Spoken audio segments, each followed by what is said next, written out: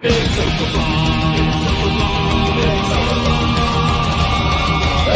night in with MauLer and the drinker, getting trashed with the web screen thinkers. A cheap night cause I'm feeling kinda thrifty, got a 10-pack of beers and a bottle of whiskey. Hop off the cork, have a glass of wine, as they'll say, I'll be fine. Trouble walking in a straight line, but pour me a Pinot Noir. It's open bar with our hosts, MauLer and the critical drinker.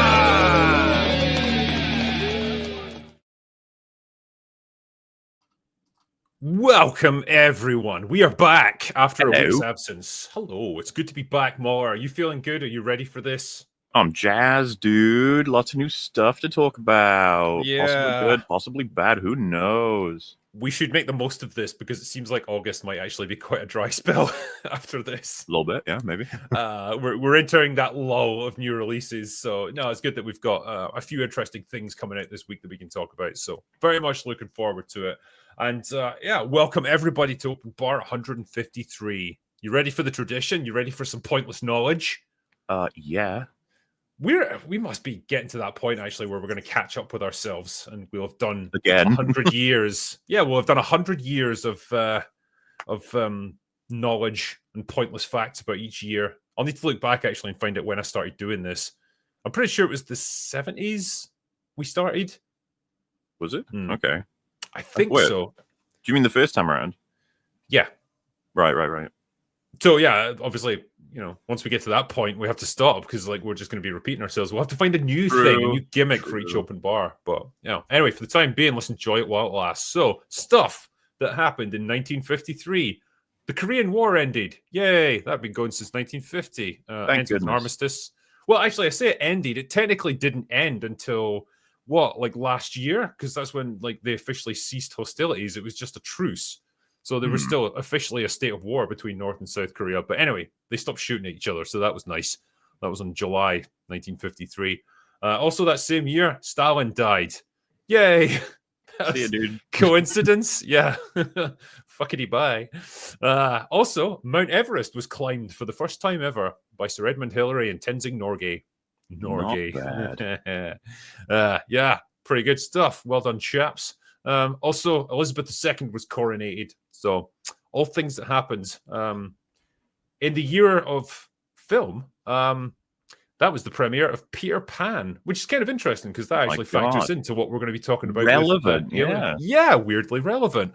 Yeah, it was premiered to astounding acclaim from critics and audiences and became one of the most beloved Disney films of all time. It was actually also the last Disney animated movie that was released with RKO Pictures, like in partnership with them.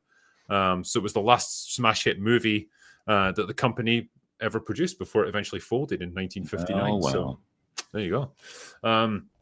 Also with movies, Stalag 17 was released. It was directed by Billy Wilder.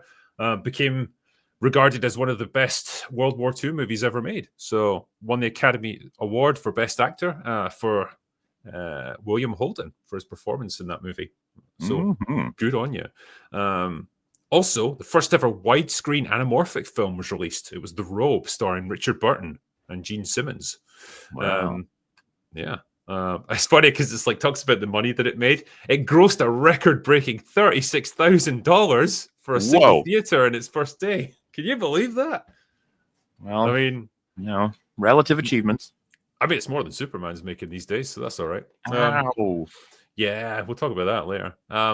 In terms of famous people who were born that year, Hulk Hogan, the Hulkster. He was born in 1953. Pierce Brosnan, bit of a fan favorite there. Peter Stormare, well-known character actor, seems to pop up in basically everything. Hell yeah. You don't see him as much these days, which is really sad because I like him. He was in Until Dawn. Not that you would have seen that. That's still around, still doing things. Bill Pullman, Rick Moranis, all born in that year. Kieran Hines, David Morse, John Malkovich, and Alfred Molina, all born in 1953. So there you go. Not a bad year for celebrities and actors and stuff. Yeah. But, well, that's enough of that. It's pointless information. I think it's about time we brought in our panel of people. Do it. All right. Welcome to the bar, everyone. Chris Gore, Film Comics Explained, and Reaper. How's it going, guys? Good to have you Great. back. Hello. Great. Yeah. Good. We were talking before, Chris. You and I have seen rather a lot of each other recently. Too much, in fact, you might say. That's right. We were in DC for the YAF event conference, and we drank duck farts in the hotel bar. I don't know if I have video proof, or I don't know if you remember. That was fun. I don't remember much of that night. No. Yeah, it was good. They were just as disgusting as they sound, though. I remember that part of the night at least. So yeah, you are.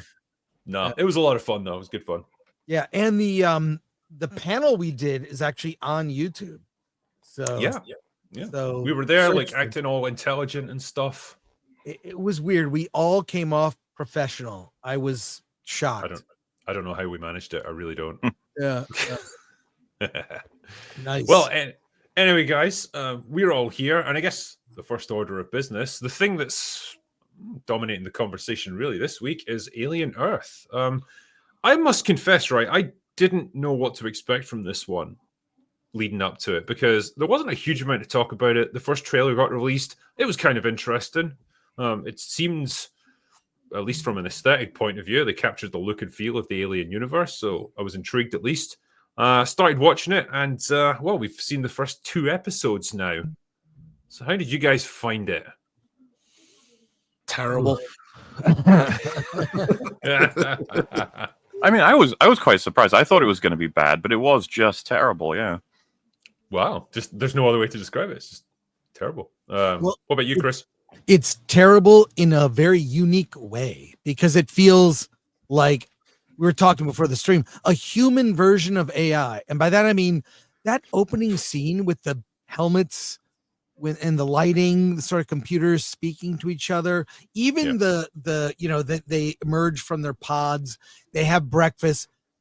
It's such a ripoff of the first Alien. It's AI is a remix or a randomizer. It's a remix of previous best of or greatest hits. The interesting ideas are the stuff with the kids in the new bodies, but I'm sure we'll go deeper later. But my impression was terrible. It's sort of a remix. What about yourself, Niet?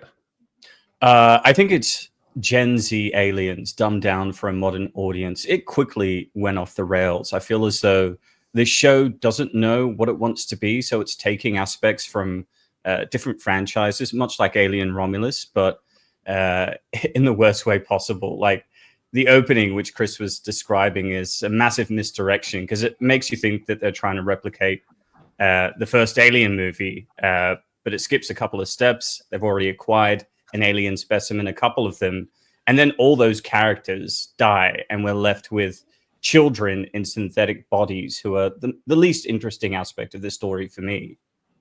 It was clearly like a real fake out, wasn't it? You know, they introduced us to all these supposedly interesting characters. They're all going through the same sort of experiences with the first Alien movie. They even look like some of the characters from that movie. Like, what's his name again? Yaphet Kotto. Morrow, Morrow. He's the actor that plays him is like the spitting image of Yaphet Kotto. Yeah. Especially when they've got him wearing the same clothes and stuff. It's like, what are they going for here? Is this like a remake or just like a straight up reenactment of Alien? Obviously, it's a fake out. They all get killed, and then we get introduced to the real main characters. And I don't know.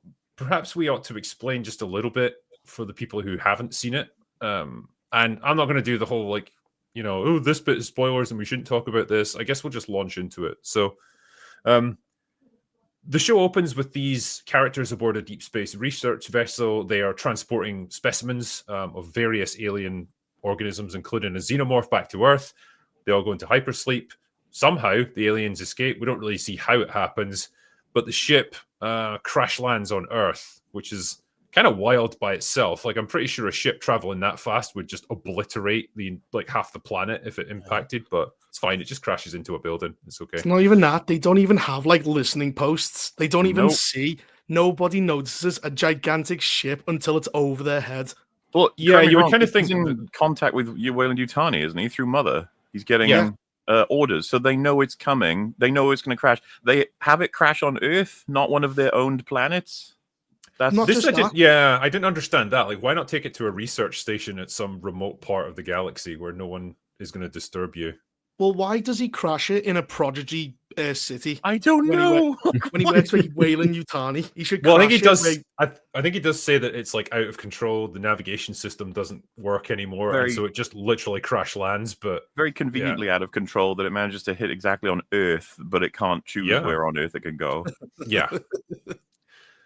And like Reaper said, it's kind of interesting they don't have any like early warning systems. Like at the worst case scenario, if it's hurtling towards Earth at dangerous speeds, they could shoot it down or disable it somehow. We have warning systems now for like spatial anomalies and stuff, and they interstellar traveling society. They've got control of the solar system, and they couldn't see this coming. Okay, yeah. So that's like one plot thread. So the ship has crashed in the middle of a city. Search and rescue are sent in to look for survivors and secure the area, including Joe, who is the brother of our lead character, who's an absolute retard. Like, I was really struck by how useless Joe is throughout this.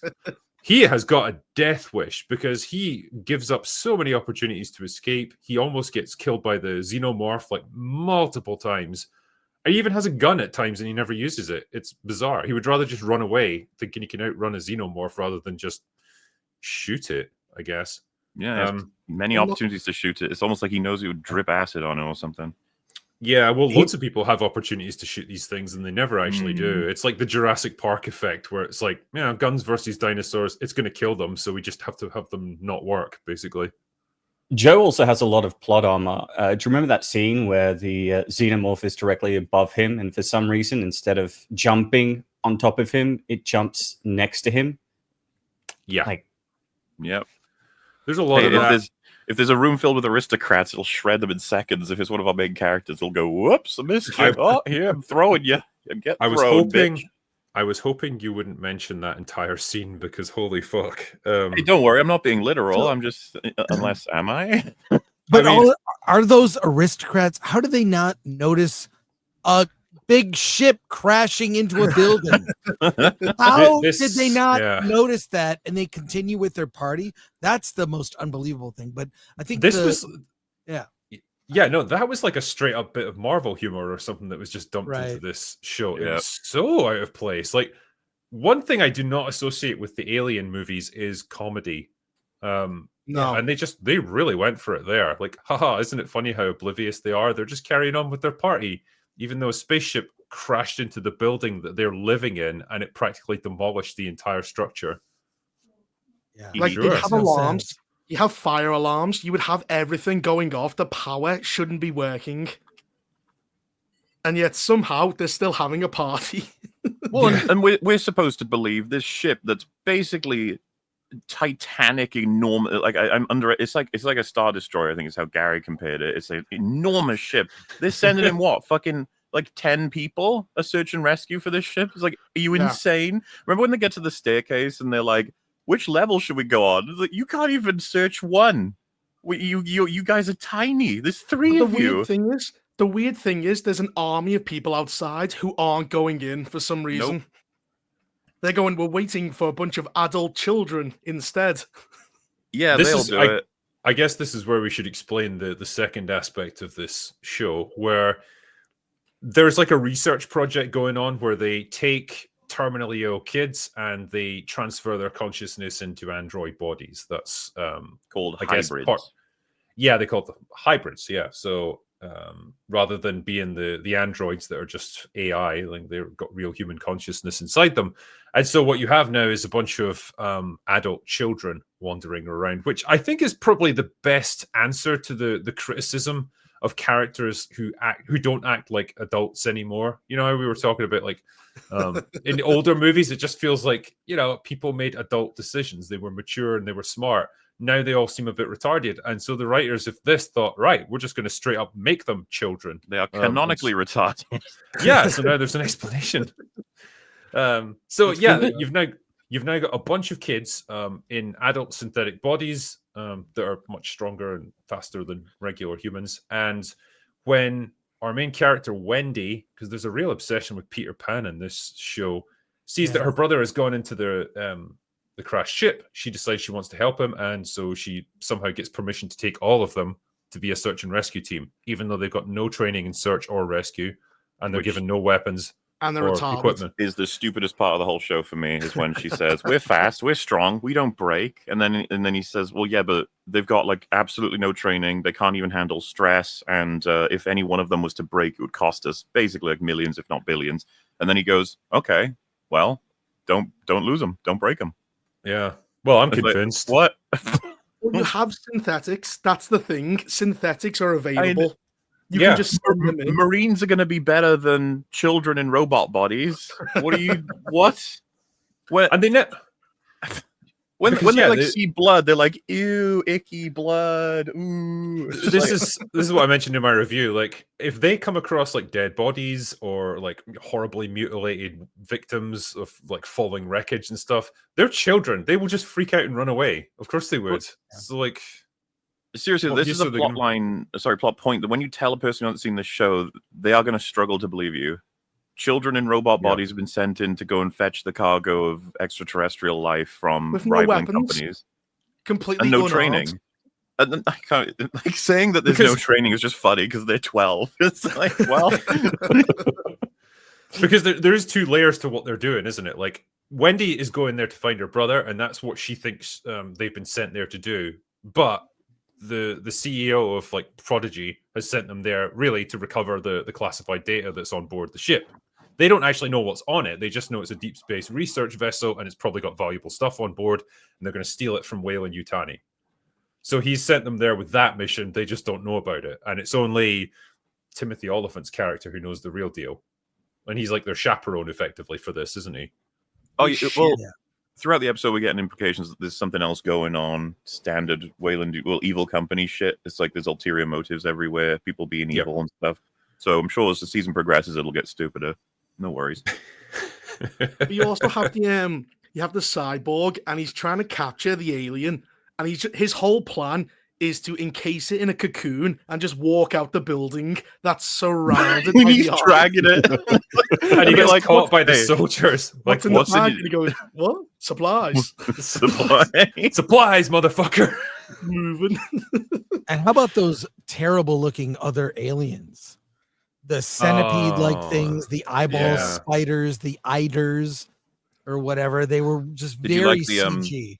The reference to Prometheus with the idiot looking into the giant alien penis, being like, "What does this do?" But obviously, in this case, at least they were actually a child mind, so Yeah. maybe it's more justified this time. Well, Makes yeah, because sense. there's a whole segment there where like him and Timothy Oliphant are just fucking stood there like a couple of assholes for like the whole episode waiting.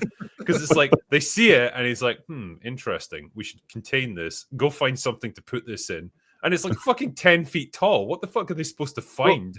But anyway, why- he just stands there waiting for the rest of the episode for them to find something. There's like no discussion about how this is a deep space science thing with a bunch of test subjects that have escaped and there's blood everywhere, and who knows what we're looking at for containment or for Well, Basically, like- Prodigy doesn't know because it's Whale and Yutani, but the people, like the brother, should have radioed ahead saying we saw a xenomorph. Oh no, yeah, you're totally right. Like when they discover each of these rooms, they see all the blood, they see the test. Remember, like they even comment the team that go in, like, "Oh, it's like a zoo, but all the animals escaped." It's like, no, it is a science lab where all of the From experiments escaped. Like that is literally what it is. Call it in, you fucking idiots. Yeah. Not to mention, this brother looks like Steve Rogers before he took the super soldier serum. He's such a gangly wimp. I don't think he could rescue anybody. I mean, Most men are. I just didn't buy him in that role at all. That whole team, like, it just made no sense at all. They kind of look like just a DEI commercial, like the whole rescue team. Like they've got the whole gamut of people there, and they're all just very young and soft looking and fresh faced. And I just can't help but compare them to either the Nostromo crew or the Colonial Marines. Yeah, And it's like they're none of them were like from a military background. They were just actors, but they just looked so much more like I'm getting really fucking appropriate for the parts. tired of you have authoritative figures in the companies, in like the science sectors, and then the militaristic ones, and even just search and rescue, medical and stuff, and nobody has any presence. None of the actors have any experience. None of them are veteran level. The fucking scientist who gets a decent amount of screen time talks about his low sperm count. That was dumb. I was To just a child. To a child, yeah. And then she says sperm for no reason. She utters that line, Wendy, or whatever. Well, it's to emasculate the male characters because the brother's a twink. Boy Cavalier is a twink. Yes. The scientist looking over him is a twink with no sperm. Look at Timothy Oliphant. You seen him standing there with his hands on his hips like a woman. I'm like, no, there's no masculine energy. Even the brother, it's a black girl that's in charge of him. Yeah. With the red hair. The other guy dies. So it's literally just the most masculine person is Wendy and the black chick. Yeah. Did you also notice that the majority of the cast are like under 35? You were mentioning the Prodigy soldiers earlier, but they have no personality. We don't understand what their relationships are to each other. If you remember in Aliens, Cameron, in like the first 3-4 minutes, was able to show distinct characters when they wake up from cryosleep and the relationships that they have to each other. This seems like a muted carbon copy of that, but like you have the briefing when they get into the car and they're heading to the crash site, and the guy's just saying basic shit like, all right, we'll do this by the books. Everybody get ready. It's so lame. A few people mentioned it in chat already, but I think, you know how this is obviously just desperately trying to recreate Alien. At times, I'm sure they would admit they desperately, deliberately did that. But it's like, Alien is a franchise where you don't just have the first one is good and everyone's copying it. The second one is fucking amazing as well. The introduction of the main cast in both films is top tier, like a blueprint for all different screenwriters to learn from. And a character someone just mentioned is like, remember Apone? He gets like maybe 7 minutes in grand total for the whole movie.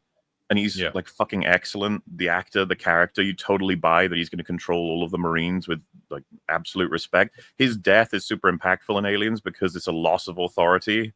Like, without him, everyone feels a bit more headless chicken style sort of thing. And it's just like, you just don't get any characters like that in any sector. Like I said, I would have liked to have seen a talented veteran scientist who's explaining the meaning behind all this instead of, as was mentioned, fucking twink tech people like, randomly going through. And it's just like, I can't take this seriously.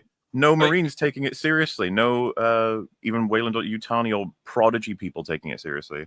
There's a couple of shots, especially in episode 2, where the Prodigy CEO, his like scientist lady who's responsible for the Peter Pan program, the twink scientist, and like generic old white guy who's just like his assistant are all kind of clustered around a computer watching what's going on. And I don't know how to describe it, but the way it's framed, it just looks like a fucking comedy shot. It's so goofy looking. They look so out of place and uncomfortable. And it's just, it's exactly what you described. It's this feeling of, I can't take this seriously because it's giving me no reason to. None of these people feel like they should be here. None of these people feel like they should be doing the jobs they're doing.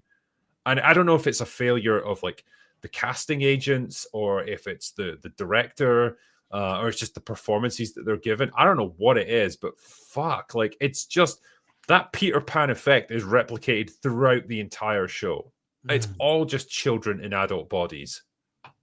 Which kind of describes sorry. Go ahead. No, kind of describes Gen Z. Children in adult-sized bodies. I don't know if you agree with that critique, but hey, they have it bad, okay? They don't have any good movies. They don't. I feel bad for Gen Z. All they get is remixed, stuff from decades ago. I think the bigger problem is most of them don't have fucking father figures in their lives, but that's another issue. We could go down a rabbit hole with that. It feels weird that this is a bad sci-fi show with a couple of interesting ideas where the xenomorph is a guest star, right? It's just thrown in. This could have been any other. This didn't have to be an alien show at all. Is this going to be like a straight up, they're going to take the entire concept of Peter Pan and put it into this show? Like the xenomorph is now the crocodile and fucking Morrow is now Captain Hook. And like every character is going to have a counterpart, and if so, that makes me really fucking sad because juxtaposing a children's send in the Lost Boys, right? That was a line. Yeah. Well, that's what they call themselves, isn't it? Yeah. Because now they all have names from Peter Pan. Like there's Smee and there's like fucking Tiddles or whatever the fuck they're called. Even the island where they're created is called Neverland. Like the Peter Pan themes and allegory is so on the nose. It is literally the foundation of the entire show. Like you got Boy Cavalier, who's Peter Pan. You've got Wendy. You've got Hook Morrow, as you said. TikTok the crocodile is freaking the xenomorph. Like, what's next? And they played the cartoon. They were watching. Weren't the kids watching the cartoon of Peter Pan while they went through the process? Yeah, that's what you could do when you own the rights to the property already. You know, well, it's not the only. Show all their greatest hits. We have Ice Age as well. Like when he's randomly, what a weird conversation the brother is having with the robot. He's going, "I would like to leave early because I promised my father," and the robot's like, "I don't care. You've got 7 months left." But then he keeps trying to empathize with just the camera. And you can tell the dialogue is only so Wendy can hear it, even though he has no knowledge that Wendy's watching him. It's so bad, the exposition in this movie, in this film, TV show. I was going to say that the dialogue is possibly the most exposition heavy and the most on the nose that I've seen in a long time. Like they'll say enter a room and there's like a corpse lying on a medical table that's been cut open. And very obviously having been operated on. And someone will say, this guy's been operated on. He's been dead for a while. He's been cut open. Why are you telling us that? We can fucking see it with our eyes. Is this like second screen effect that they're going for again? Where it's like, I think people might not be watching, so we better describe it. The amount of things that are told to characters that should absolutely already know, even as soon as it starts, right? It's like, we're burning too much fuel. What systems can we shut down? Which I already thought was weird, as in terms of just their ship is so enormous, they should probably have all this under control. And one of them says, let's get rid of the specimens. And then it's like, well, we can't get rid of the specimens because the specimens are the entire mission. And then he's like, easy for you to say, cyborg. We lost a lot of good men to get those things. What? Just so the company can put weird shit in our cereal. I was like, what the fuck? What? I'm sorry, what? And then he goes, yeah, well, the specimens are our mission. Do I need to post extra security? Yeah, I was so confused. Well, there's a bit even before that where it's like there's a young guy who's getting educated on literally like the world. The world, yeah. It'd be like someone in America going like, now, as you know, Timmy, America is ruled over by the president and he lives in the White House. It's like, the guy, how would they not know any of this stuff? He's not even a child. He's like 18 years old. And they just say, well, he didn't go to school. Well, he didn't study social studies. Oh, that's the explanation they give. Did he also live in a fucking cave for his entire life? That's what I'm saying. They exposit the world building to him, and then they have to exposit why they're expositing to him because they need to justify everything. So they got to make sure we're caught up. It's like, oh, he's retarded. I got to explain the whole world. It's just like, what? What? And then it's like, oh yeah, remember 4 companies control everything. And then it's like, no, it's 5. Oh yes, 5 companies control everything. But we're only really going to talk about 2 of them for the sake of brevity here. They'll have characters who just talk to themselves about stuff they already know. You have Wendy talking to her teddy bears about her brother. You have the brother when he gets the baseball. I don't know why his dad was rewatching what was it, the World Series? 1977, I think. Yeah. What year is this? It's like 2400 or something. Yeah, like because they put a lot of emphasis on that. I don't know if there's a thematic element to that I'm missing, but it's like, wow, you're going to show us like half the fucking game, and you know, like this is really significant for him as a character. Again, like why? Well, I don't know what we're supposed to draw from it. By a xenomorph twice. And then he goes into the next room and goes, my father used to give me a baseball, the World Series. It's like you're in an environment where you're about to be murdered. Run. Yeah. Well, and what you said about this, the brothers, basically his intro because they haven't done anything for him yet. And as she's talking to an army of teddy bears, she says, my brother is a medic. He is really good at being a medic. He works for Prodigy. He also works with the military. They told him I died. I was just like, this is pathetic. It's like you guys aren't even trying. I want to talk about the xenomorph itself as well, because I was mentioning this to MauLer. Like, one of the things that struck me is like, wow, the writers of this really don't understand what the xenomorph's about and how it functions, right? Because it is not out to kill you. Its main mission is to abduct you so that it can then use you as a host for like face huggers to reproduce and create more aliens. That's what they always do. Even in Aliens, right, when they're fighting the colonial marines, right, they'll take heavy casualties in order to grab one of them and pull them away, like through the floor or up into the ceiling ducts or whatever, so that they can get them to the queen and impregnate them. That's it. The moment where they're like, oh, lots of people aren't dead, but their cameras are moving, their body, the signatures are moving. And it's like, what does that mean? It's like they're getting dragged away. Yep. Only... Here, it's just a mindless killing machine. It literally slices and dices like everyone that it comes upon. Why? I could tolerate it killing lots of people. It's the lack of stealth that bothers me. The fact that it's basically turned into like Michael Myers, just like blah, it's gonna get you and chase you down hallways indefinitely. And you're like, yeah, I get, because like, to be fair, Ridley Scott had a huge hand in destroying this too. Everyone, I think, at this point just wants to go straight to the alien. Is yelling, running around, splaying acid everywhere, screaming. Instead of, obviously, if you rewatch Alien, it's subtle as hell. It is very stealthy, and it will kill the shit out of you when you least expect it, sort of thing. We don't do that anymore. They're very intelligent creatures. In captivity, they'll cut themselves to get out. They'll use the acids in their blood to escape. They're very clever. You're referencing Alien Resurrection, son. That's a dangerous path to walk. I'm just saying they are. No, that's fair. That's the one thing I like about it, but it's at least clever. This one isn't. Sure. This one keeps jumping and going rah and missing people and everything. MauLer, are you telling me you didn't like the bit where it was like disguised as an ornamental fountain and just like holding in position until the camera was out of focus on a character in front of it, so honestly, that it could then attack him?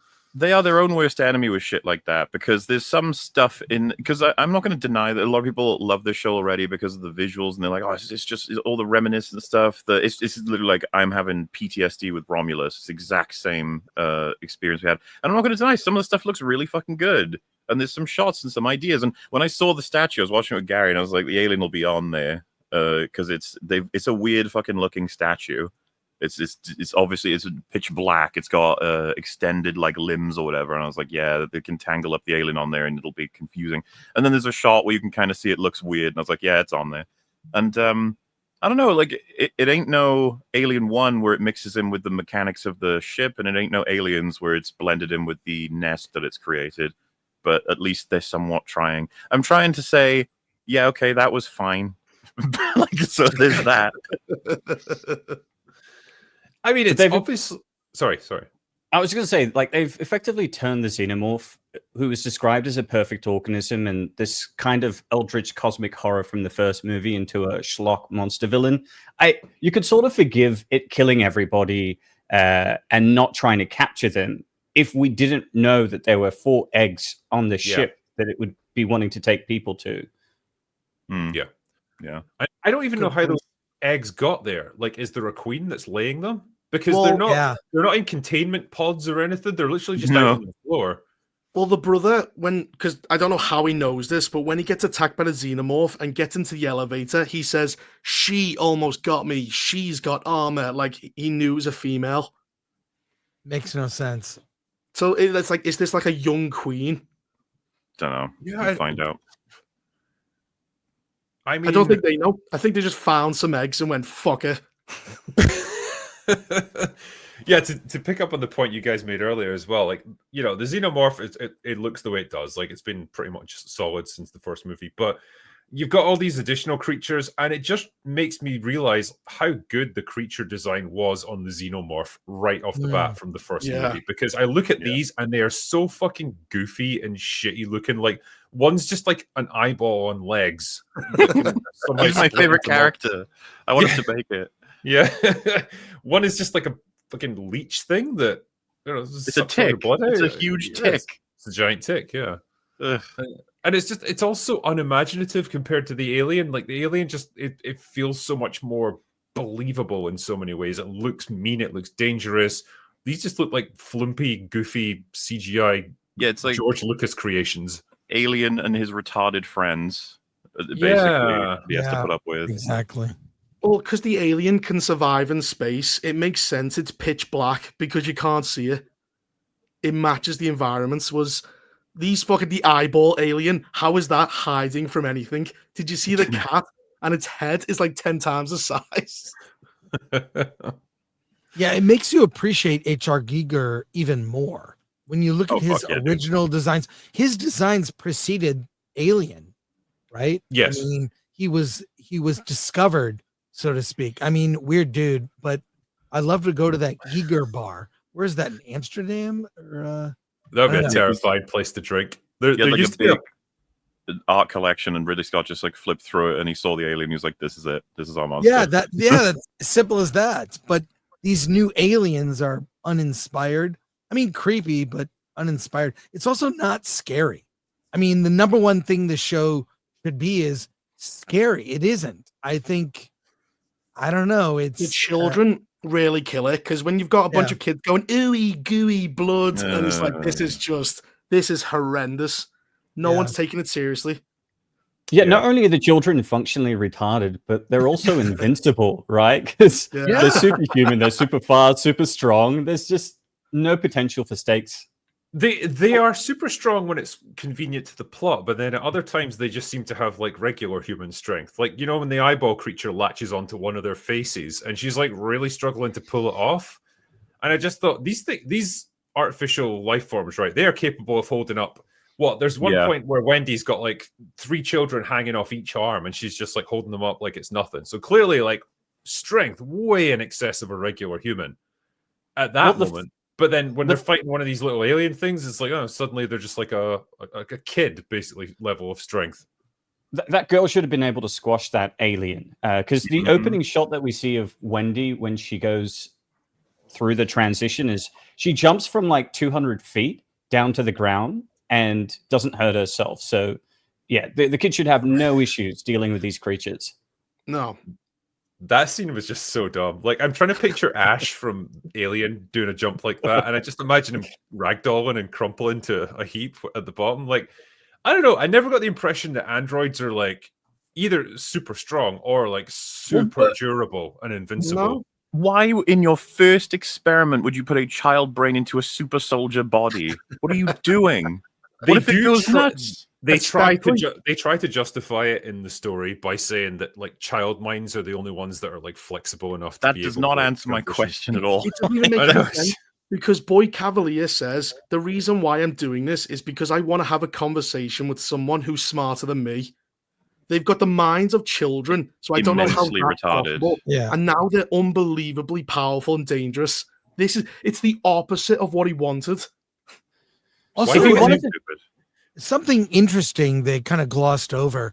How do you transfer them into that body? They showed them laying on this table and there was all kind of lighty things going on, but are they copying the data from the brain and just putting it in a synth? Like, don't how worry, does it work? Those are all great questions for a different show. I was going to say, I don't think this show's going to be able to answer those questions. And it might be some horrifying, realization that those kids actually just died and they were scanned and a copy of exactly. That could be the reveal or whatever. But like, I'm not going to give a fuck by the time we get to the season finale and we discover that. It's going to be like, okay, whatever. You've just shown me a whole season of these kids being retarded. Why? I don't know what I'm supposed to think about that.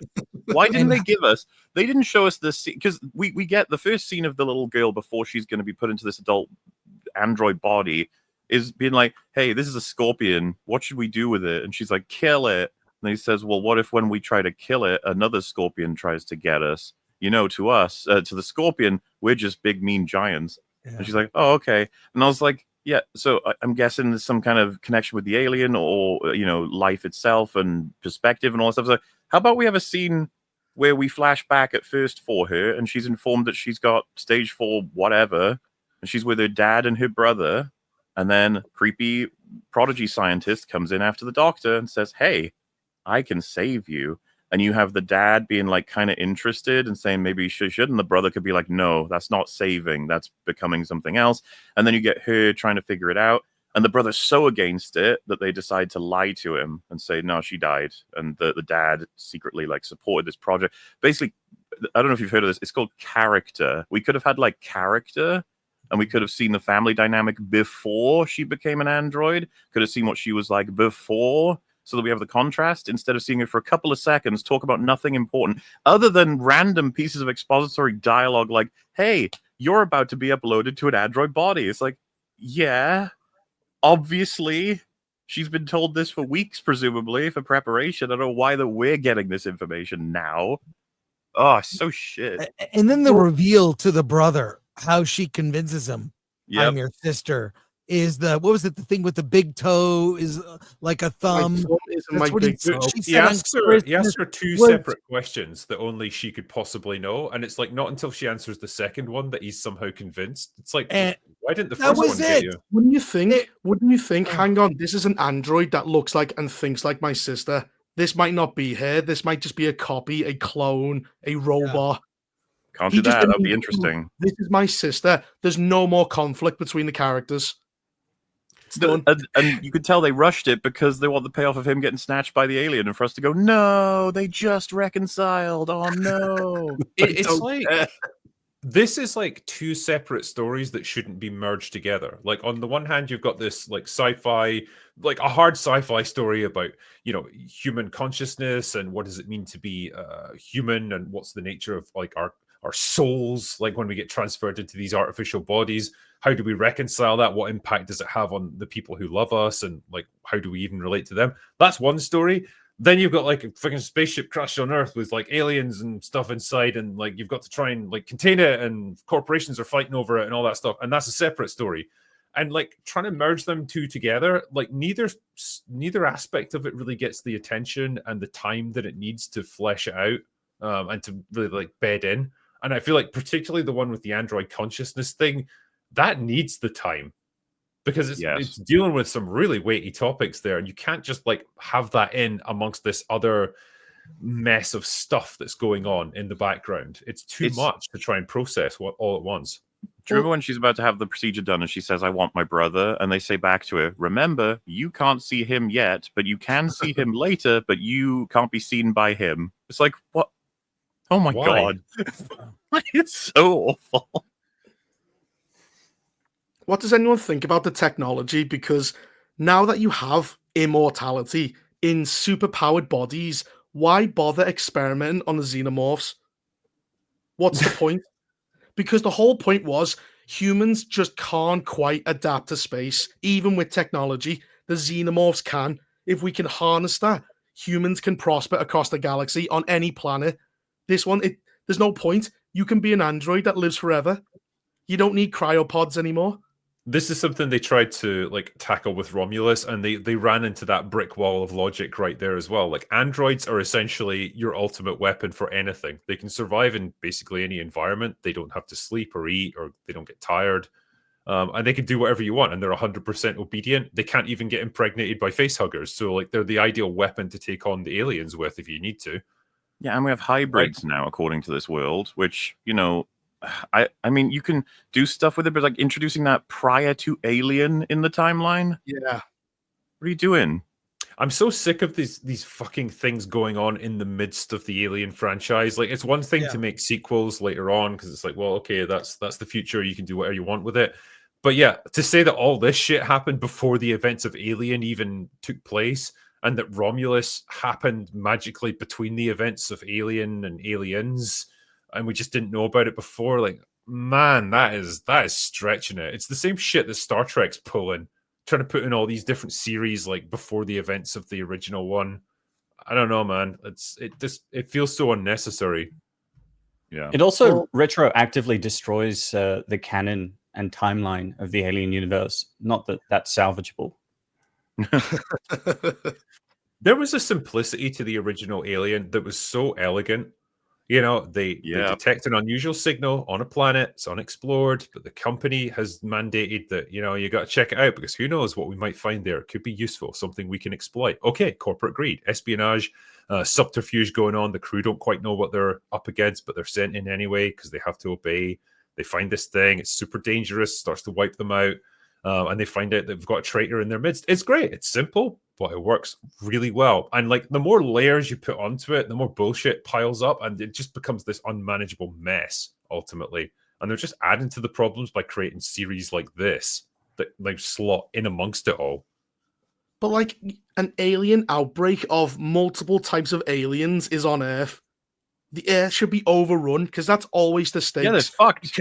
We cannot let this get back to Earth. That is every sci-fi movie about aliens, because once it goes to a planet full of life, it'll just take over. There's no quarantine effort whatsoever. They're just like, whoops. Well, this looks bad. And like Weyland Yutani aren't even bothered. They're like, can we have our aliens back, please? They're not going to go, listen, dude, just between us, there's something incredibly fucking dangerous in there, and we need to stop it. The fucking idea that Weyland Yutani call up Prodigy Man who's holding his tablet with his feet, and they tell him, like, sorry, you don't have jurisdiction. Like they would give a fuck. They would send Black Ops people in there. Yeah, they would. Yeah. That's probably what they're going to do episode 3. Or they would have done it already. They knew the ship was coming. Prodigy didn't. They knew not just that, MauLer, but they knew months in advance. Because remember when they wake up, it's like the Moro, or no, it's Peng, the creepy Asian android, tells them that they're 3 months away from Earth, right? So they had plenty of time to prepare for that. But yeah, no, I do think this destroys the alien timeline. There's even a comic called Alien Earth War, where a single xenomorph comes to Earth. They sort of retroactively ignore Alien 3, so you've got Ripley, Newt, and Hicks trying to stop the aliens, but eventually that single alien with a couple of xenomorph eggs ends up taking over the Earth, and they have to leave. So, yeah.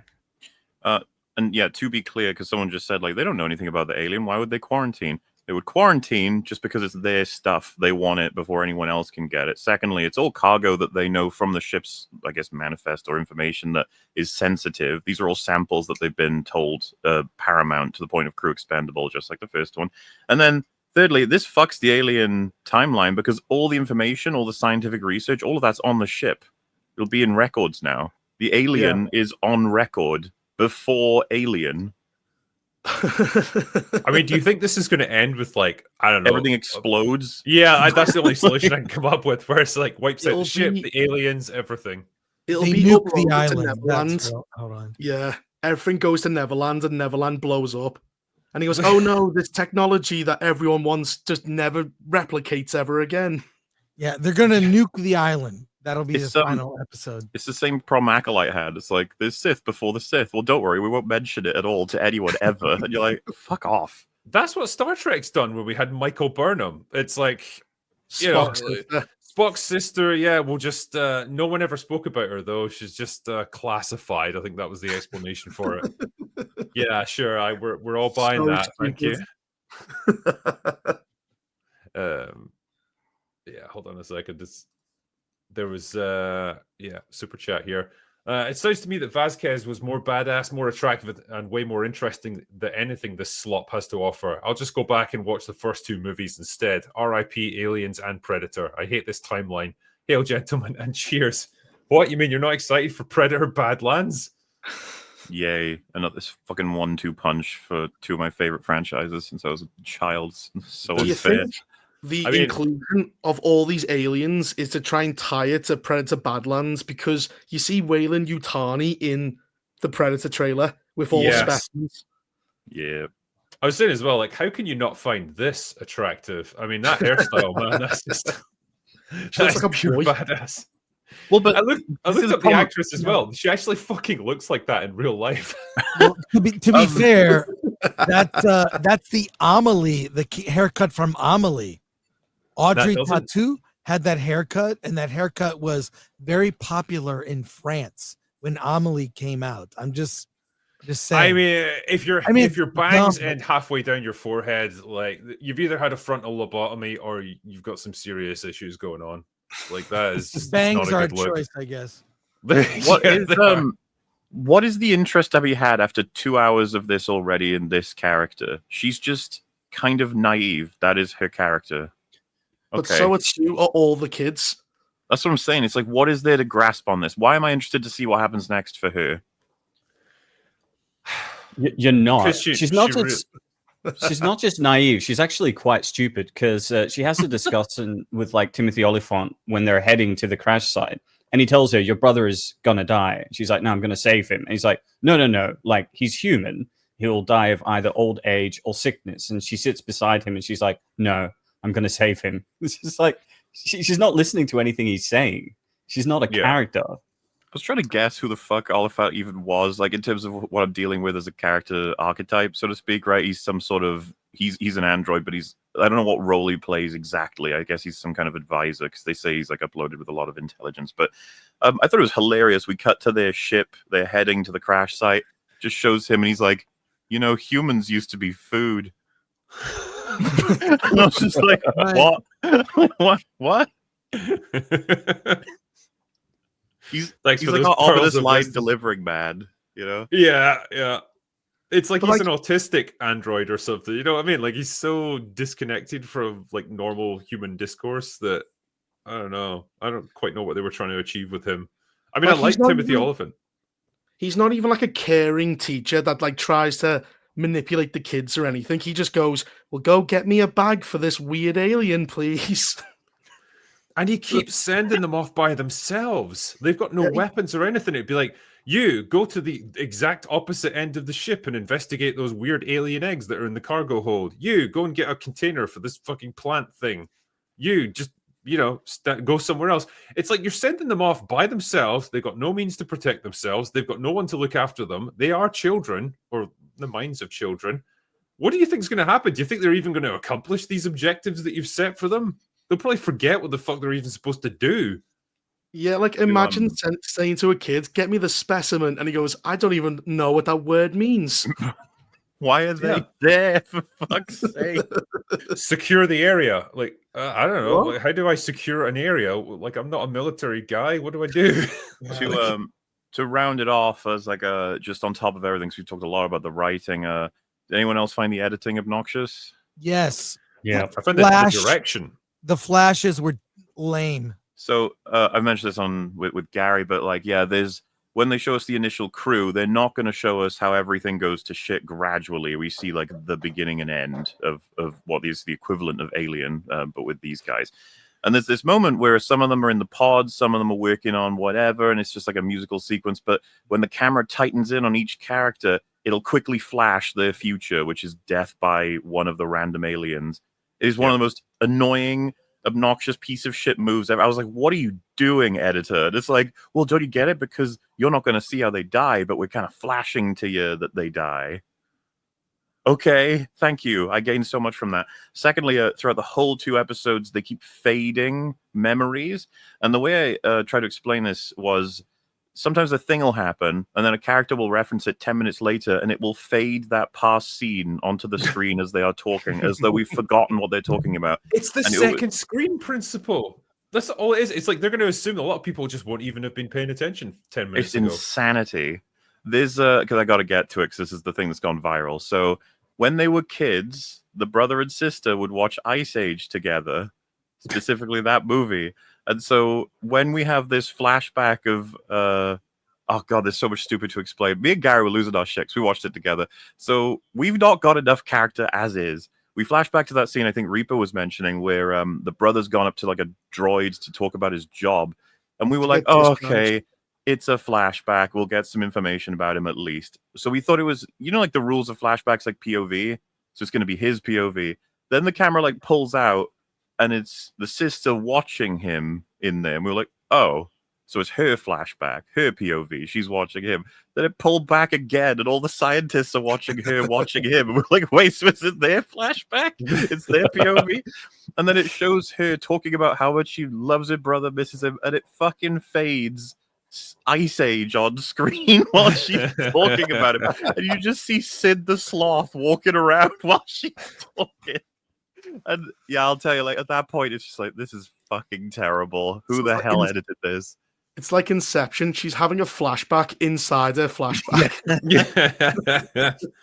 I hate as well how every episode seems to end with like fucking generic rock music playing.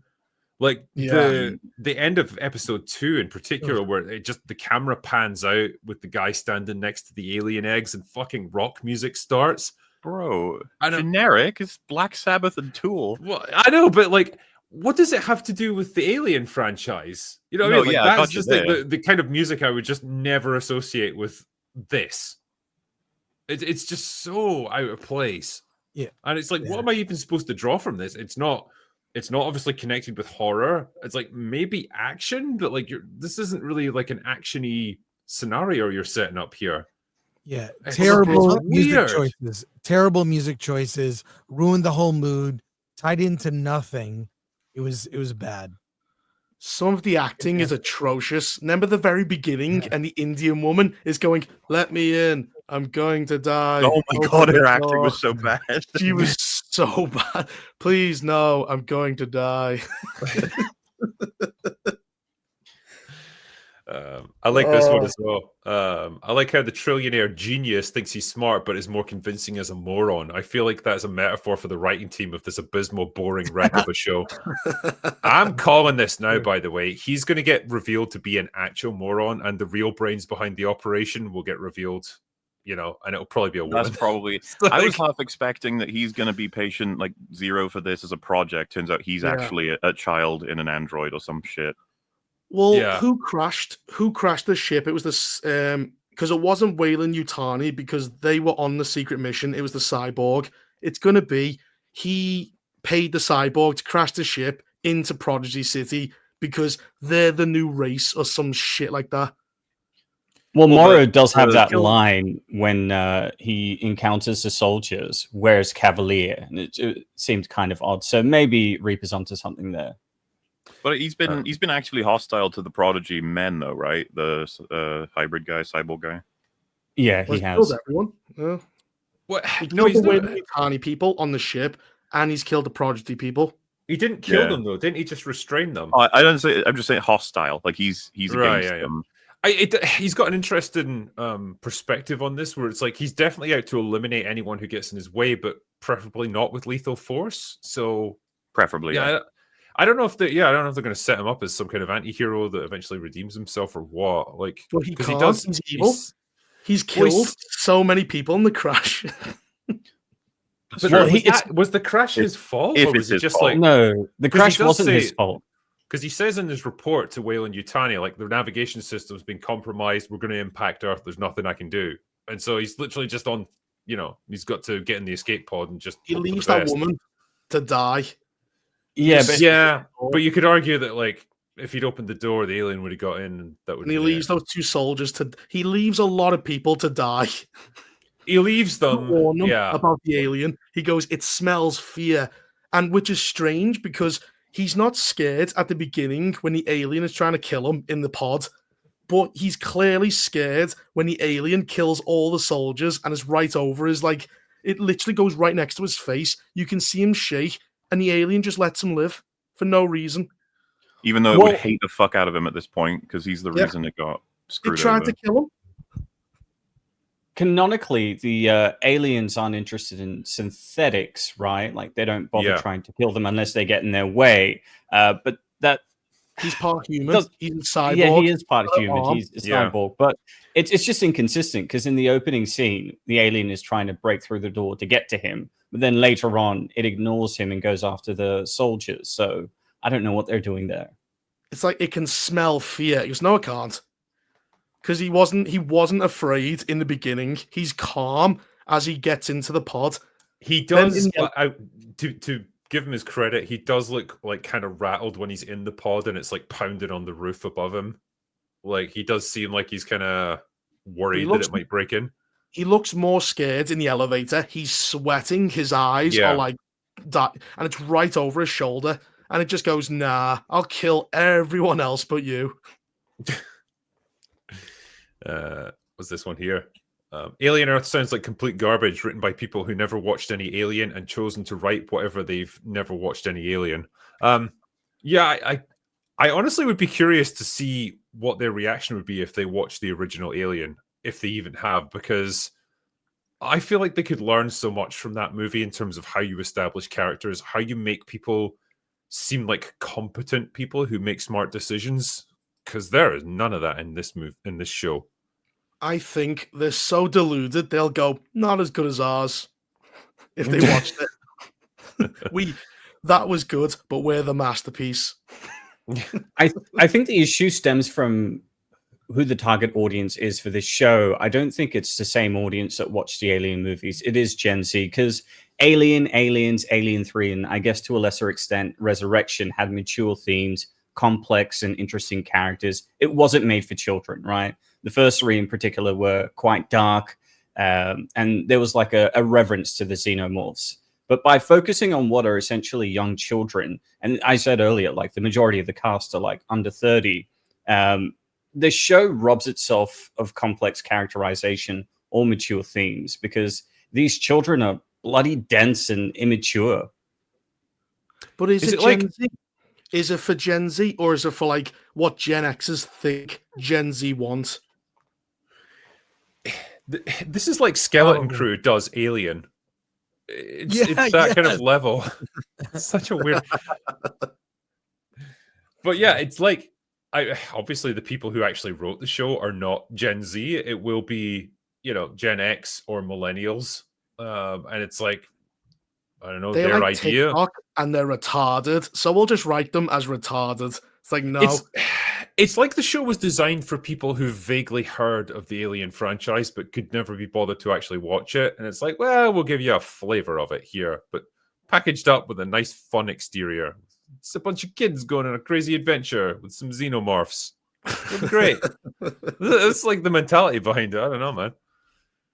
I would love if they actually had a bunch of kids meeting xenomorphs and he'd just get ripped apart. They're like, oh no.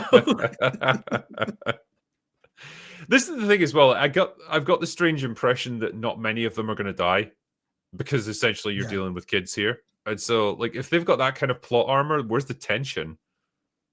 Like, obviously, watching Alien, the whole crew essentially get wiped out apart from Ripley, and you kind of feel each loss because you get to know a lot of these characters, really well as you get towards the end. And when each one of them dies, it strips away something, from the story. And I don't know, man. If you don't even have that, it's it's a bit lacking.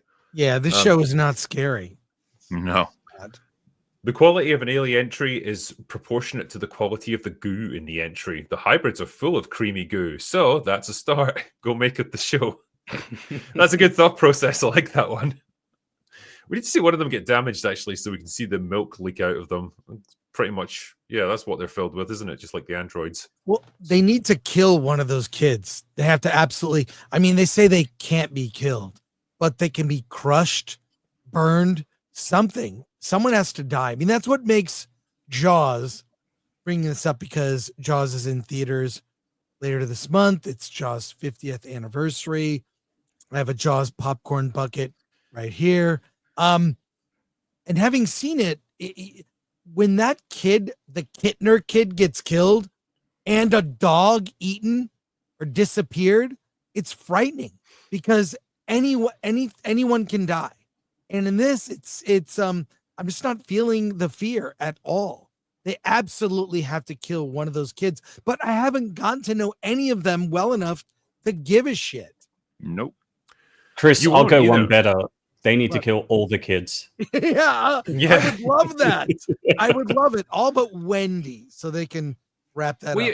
You've got a lot of characters that they're juggling, because I think quite a few of the rescue team are still alive, from what I recall. Or at least the main ones that we saw up on the roof. The black guy and the black woman. The woman's still alive, I think. Yeah. The guy got his head skewered where the French aristocrats were. I thought that was just a generic trooper. No, that was the other guy that was the other guy they were with. Fuck. Yeah, that's how little impression these characters make. I just kind of forget who everyone is. But at least one or two of them are still alive. You've got the brother, then you've got all the Lost Boys, and Wendy, and Timothy Oliphant's character, and Morrow. Like, that's a lot of characters that we still don't know a whole lot about. It's a good thing they're diverse, because I wouldn't be able to pick them apart if they were all the one color. Because at least go Indian, black kid, ginger girl. At least I know somewhat how to differentiate them. It's interesting. Someone was trying to make the argument on Twitter as well. This made me laugh the other day that like this entire show is super queer coded because the characters are all transitioning to a new identity.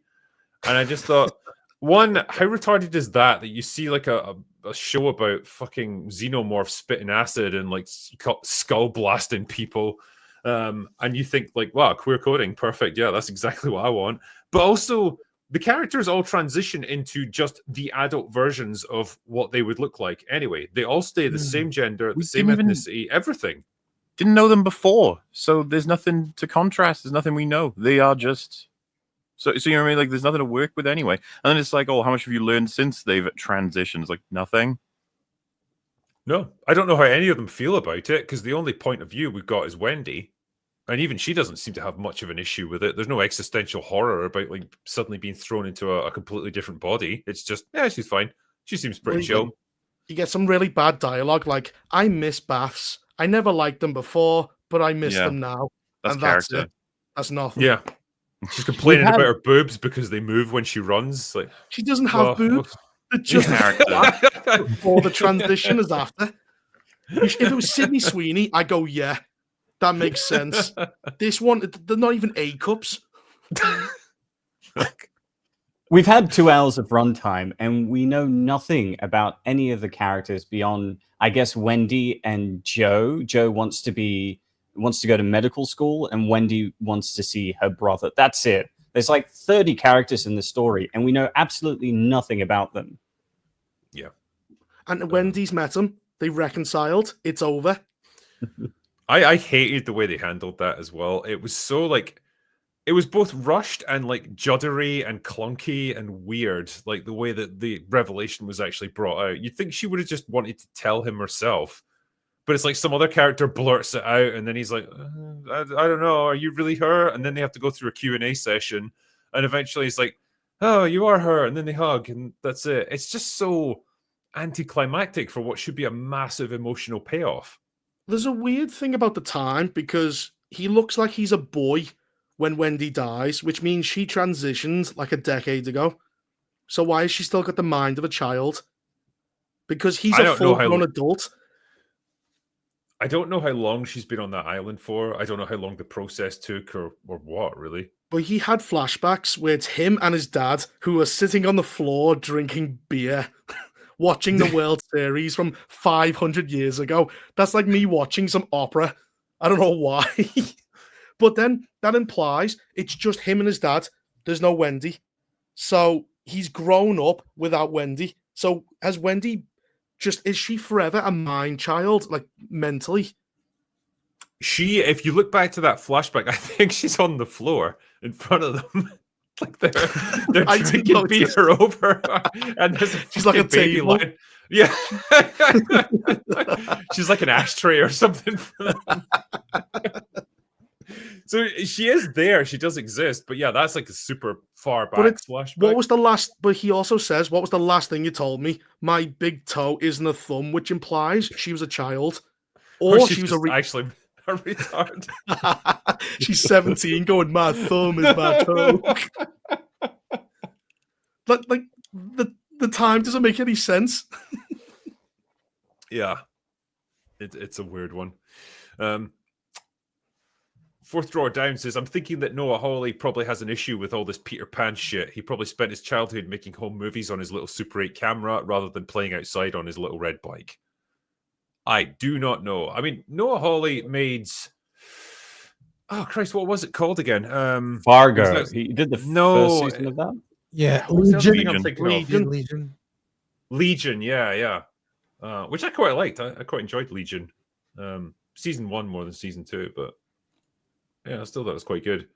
But he hasn't written episode 2, which explains why it's the worst. He didn't direct it either. Some other person who directed it. Again, it just the other thing that jumped out to me about episode 2, there is so many static shots of people just walking down corridors. Like there's a bit where they're kind of exploring the ship and just searching for stuff. And it goes on for a good minute or two. And it's literally just a bunch of shots of them walking down corridors. Nothing happens. There's no dialogue. It's just the interiors of the ship. That's all you get. And there's no tension either because like it's just them looking around. It's so like weirdly paced. You would use those scenes to build tension. Like you're walking into a hostile environment, but the problem is the xenomorph is like blah, blah, running around doing that. Aliens did it perfectly when they enter the colony for the first time, and they're moving from room to room, looking around. But that is super tense. The music's perfect. The pacing of it is great. They're actually on alert. They look like they're, anything could happen at any moment. You don't get that with this. It's just transition shots. But I don't know what we're transitioning into. Not only that, the geography was not well explained. Like at times, right? Are they in the ship? Are they in the building? How is it merged? Is there a big... They did not do a good job, especially that second episode is so horribly directed. Like, just what is the geography? I feel like in previous movies, like Cameron's good at that. Ridley Scott is good at that. Like explain how things work and where they are. Yeah, because like on ships like the Nostromo, you got to know the sort of main areas, like the bridge, the rec room, the computer room, and you kind of understood where characters were in relation to each other. With this, it's just a mess of corridors and like, containment facilities and stuff. I don't know where anyone is in relation to each other. And I don't understand what the ship's doing. It's like crashed into this building, but it seems to imply like it can fall deeper into the building and it's almost ready to go. But I don't know how or why. It's just it can, I guess. It's a setup for something that like it's just to create a sense of like, oh, there could be more destruction here at any moment. But you go into Chris. Sorry, go ahead. I was just going to say you go into rooms right of this crashed spaceship that landed, I guess, at like 1,000 miles an hour, and like there'll still be like medical tables and stuff and trays that are all just upright, like they haven't been knocked over or anything. Really made me laugh. To Chris's point about the geography just being off, the Maginot, the ship crashes onto the surface, right? It crashes into a building, but it's essentially like on ground level. And when they arrive at the crash site, they explain that the building is, I think, 100 levels, 20 below ground. But when they're searching through the ship, one of the characters asks, which level are we on? And they say level 65, which doesn't make sense because that's way above where the ship was. Yeah. But you see them go up the hotel, jump into the ship, and then suddenly they're back in the hotel again as the xenomorph jumps at them. Yeah, I have no idea what's meant to happen. It's like they can just be anywhere. Whatever makes for a good action set piece, they'll just be in that location at that particular time. Do you know what the production on this, the budget was? Too much. It was the most expensive thing they've done. We don't know the numbers, but we know it's more than Shogun, and Shogun was 250 million. Oh my God. I can believe that. This is effects heavy, and there is some serious set design going on here. That is one thing I'll at least give it praise for. The interiors of the ship, like they all look fantastic. It's like we're in the original Alien. I know they're just straight up copying it, but it looks movie quality, and there's a lot of them. So you can tell where the money's went, if nothing else. Not on the writing. No. Or the acting or anything. Yeah. I'm seeing 250 million repo. That's for Shogun. It says it's more than that. And that is for what? 8 episodes of this? Yeah, 8 episodes. Like it's just it's insane how much money goes into it, and you're like, maybe we should hire, like, I don't know, an experienced writer or a competent director. Why would you do that? Nah. There's a question here, actually, just before I move on, right? This is quite a good one. Reno the Turk says, on Open Bar, I think you mean Last Orders, you guys discussed creatures that were really scary to you in movies, TV shows, whatever. For the panel, so i.e., not me and MauLer, is there a creature that has this effect on you? A Gleason fly. Oh no, it'll get you from behind. So this is for you guys, like monsters from movies or TV shows or whatever, like maybe when you were kids that totally freaked you out, anything like that. I know this is a bit of a cop-out, but the xenomorph, for me, I saw Alien when I was like 6 or 7, and it absolutely terrified me. Also, the Predator, but for the longest time, I thought it was just a Jamaican with, its dreadlocks. So, but yeah, those two creatures freaked me out as a kid. I would say Jeff Goldblum, The Fly, Cronenberg, and then that was terrifying. But also this is a weird answer. There's a movie called Robot Monster. Okay, I saw it when I was very little. It's a deep sea diver helmet with the suit that is an ape, and it's a totally dumb movie. But if you go back and watch it, it's terrifying. The Robot Monster actually kills a young girl, like a 6-year-old young girl, and then destroys the Earth at the end. It's Jesus, all right. but it's that dumb. You know the That image escalated of fast. Robot Monster. You know, Robot. It's the deep diver helmet you've seen. It's kind of iconic. Anyways, I was a little kid when that scared the crap out of me. But mine was great. So mine was Chucky, but that's because my brother had a Chucky doll, and he used to put a knife.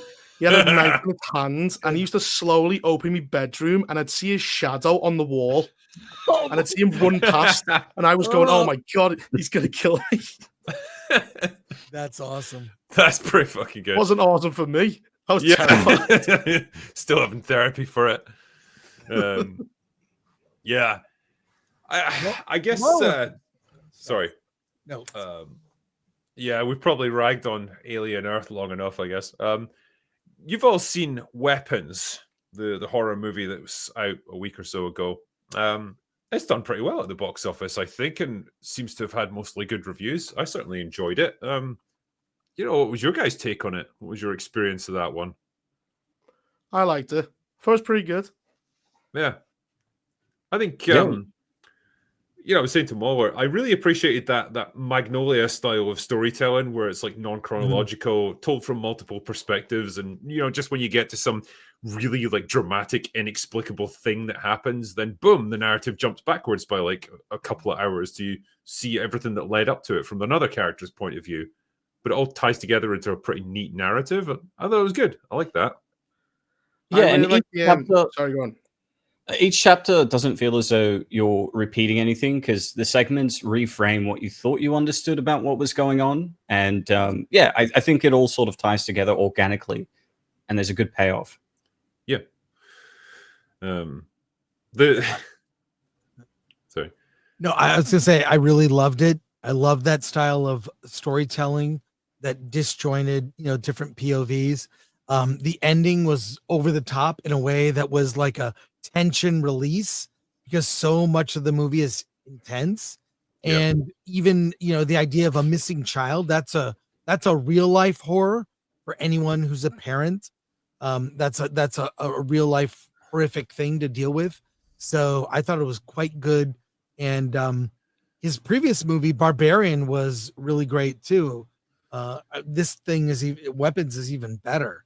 So I quite enjoyed it. I'd like to see it a second time. I really liked the villain in it. I liked how she was just evil. It wasn't like I'm misunderstood because no, we understand you and you're an asshole. Yeah. I mean, she's kind of trying to just prolong her life, isn't she? Like she just sucks the energy out of. Yeah, basically. And yeah, the actress does a great job. Like I love when she shows up in the school office for the first time. I think that's the first time you properly see her and have a conversation with her. And she's like slathered in makeup and the fucking lipstick covers half her face. It's like an alien trying to put it on for the first time, Well, that's a good point because there's a lot of like you can infer from a dialogue that she's been around for hundreds of years because she says, "Oh, the parents are out because of consumption." Yeah, and Benedict Wong's like, "I thought settlers got that in colonial times," and she went, "Oh, not that, something else." Yeah. She's like very outdated and everything. It dialogue's like ye olde, and like the dress sense is like the 60s. It's weird. Yeah, it's a pretty cool effect. I was saying this to MauLer before. That scene where the main character is like gone over to the kid's house because she's like spying on them. She's trying to figure out what's going on. She falls asleep in the car, and like the witch just opens the door and like sneaks out to get to her car so she can cut a lock of her hair off. That moment when the door opens and she just walks out with this really like weird, unnatural gait, and you can only half see her. It's so well done. Like it's such a simple concept, but like when you execute it properly, it's just really weird and unsettling. I love when the movie does things like that. It doesn't have to rely on just gore or jump scares. Yeah. It's like little details like that just create this atmosphere of like real unease. Well, that reminds me of like the It films, which is like you see her when the junkie is in the park, and you see the witch waving at him, and it's creepy. Or the other bit, we see Paul, and he sees Josh Brolin, and he sees the girl, and he kind of welcomes them into the house, and then kind of just walks in. You got a lot of like these long, creepy shots that don't rely, as you said, on jump scares or anything, and it's much more effective. You know, Weapons actually got louder laughs out of my audience than Naked Gun did. Ooh. I mean, I think, like Chris was saying, that tension release at the end when she's getting chased by all the kids, like, I think in a movie that's, yeah. But I was more so referring, because that one definitely, I was nearly laughing with that in a really good way. I was definitely with the movie. I was in sync with what I think the director was going for. But I was more so talking about when Josh Brolin has his like extended, pretty, creepy, thrillerish nightmare about the whereabouts of his son. Yeah. He sees he's trying to speak to his son who won't speak back to him in the nightmare, and then it turns into the witch, and he wakes up and he's like, what, and it's a good like pause that there's a wide shot of the room and he just goes, what the fuck? Yeah. The whole audience laughed at that. That was really funny. Yeah, it's little things like that, But I think, as you were saying though, like, you're laughing at times when the movie wants you to laugh. Like, it knows when to just give you a little tension release to move on to the next bit. Because if it's just like super dour and serious and heavy all the time, like, it's just going to get depressing. It's not going to be a fun movie. But I think it strikes that neat balance that I really appreciated. Although it's weird because you have Paul who's nearly killing Julie, but at the same time, Archer is like just throwing the crackheads around the room like he's nothing, and he just keeps going bah, and he knocks him out, and he just gets back up. Bah. It's like he's just getting pissed off with it. It's like, oh fucking hell, he's going at me again. You'll throw him over something so you can't quite see him. They're just like, this fucking little shit keeps getting back up. Which I think was key with that, the nightmare and the ending, is you got to be careful with how you balance comedy. But I think if I could totally buy experiencing that. If you're dealing with someone who you put down, they get up, put down, get up, put down, get up. Once you reach like the fifth time, you yourself will stop. Be like, this is ridiculous. Like this is actually kind of funny. I really like that they had him hurt his hand after he'd punched him in the face like 6 times, because you know that shit will get to you eventually. Well, you heard it earlier when he stopped Benedict Wong. He cut in the hospital. Oh yeah, there's that, but there's also just I just think the brute force of punching someone that many times. Yeah. Yeah, because he's not like a natural fighter. I think that's what's kind of good about him. Because when he's got to try and restrain Benedict Wong, he actually gets his ass kicked a few times because he doesn't really know how to take this guy on. He just like tries to grab him. He gets headbutted from like behind, and then knocked down and various things. Like he kind of struggles, which is good. Really like, most normal people would struggle in a situation like that. What helps buy shit like that would be the sound design as well. The sound of him hitting him in his head. I remember some people in the audience being like, "Oh, like that fucking sounded like it hurt." You know what I appreciate is, sorry, on you go. Well, just the other one. We've already spoiled this, so whatever. But I was going to say when she's getting strangled, she's reaching for something and she gets like potato peeler. And I think this is another example. I was saying you were literally about to. You brought up the thing I was literally about to talk about. No. The sort of masterful leveling of tone here, because I think the notion of our main character is about to die. It's like, oh god, the tension's maximum. Picks up potato peeler. You're like, okay, that's kind of funny. But then simultaneously, it's like, well, but you can use that on a person, and it's going to do what it's going to do, which is peel their skin off. And when she starts doing that, my audience went, oh! And I was just like, wow, good job, movie. Like, you're actually getting people to freak out of it. British audiences usually shut the fuck up, like, with everything, is why it was notable. I think... Go ahead, to sort of finish it off then, you've got that balance going on. It's kind of terrifying, but I thought she did a fucking excellent job of, she gets access to his gun and she's slowly bringing it up to his head as a sort of like, he's single-minded zombie puppet thing. She's got no choice. She's like crying as she's about to blow his head off. I was like, man, it's quite effective, I think, actually, like as a major payoff. Because she shoots him once in the neck, I think, and it's and it's like gushing blood, but it's still not enough to stop him, and that's when she has to put him down properly. It was genuinely scary, unlike this Alien Earth series we just saw. So Well, yeah, we laughed at the bits we were supposed to laugh at in this, Right. whereas like we're just laughing all the way through Alien Well, Earth. the director, Zach Krieger, came from comedy. He did that The Whitest Kids You Know, right? So it shouldn't surprise he'd have those humorous moments. But he also is able to time them well because he brings like Yeah. a distinct outsider sensibility to the horror. Like the comedic foundation that he had from that sketch show lets him manipulate rhythm in unexpected ways, and he's able to blend tone and both destabilize and like disarm the viewer exactly when he means to. Yep. Something I really loved about the way the movie works in terms of how it like relates to an audience too is that they'd shown us her casting those spells like 3 or 4 times, and legit the moment I started to think while watching the movie, I feel like I could do this now. I think I know what the system is. Showed the kid doing it. I was like, oh, it's like he was paying attention too. And then like he's gotten the branch that she's using to draw the life force from the children, repurposes it with the spell he knows that she's been doing Takes throughout the the hair film. from a wig. Yeah, and then oh man, just the shot of her like gloating with having won. He snaps it, and then she just goes, "Oh no!" Oh, And I was no. like, And she runs out the "Oh." And it's just I when love- she's getting chased, and it's like you just see it from all these different perspectives, like a guy mowing his lawn, and you just see this old lady like run by. You have that one shot through the house, and the kid's just jumping through the window, and she's just running around the corner going, ah. I love that it's not a Deus Ex Machina that gets main characters out of trouble. It's something that's been set up at the start. Like the kid is obviously terrified, but very attentive. And she demonstrates exactly how she's able to control his parents. So when he does it to her, it's so fucking satisfying. It's a I love great how backfire ruthless because it she wants to show she is the one that's doing it. She is in control. I cast this spell. Your parents do this. You understand? I control them. But has accidentally, by doing that, taught him how to do the spells. But it's also interesting because like she's making him think she has more power because she goes, if you tell anyone, I'll know. And she might not know. But she's Yeah. demonstrating to him, I have the power to make your parents eat each other. So you don't know what I can do. So it makes sense. The kid just is completely quiet the entire time. There's a question here because I think this is an interesting one. It ties into the discussion around this movie that it's, that it's essentially a metaphor for gun violence and school shootings and so on. The fact that like an entire classroom of kids gets wiped out, what that does to a community, how they try to like move on from it, and the scapegoating that happens from it. I guess I'd be interested in what your guys' take is on that, on the interpretation of what the title of Weapons is and what the film really wants us to think about this.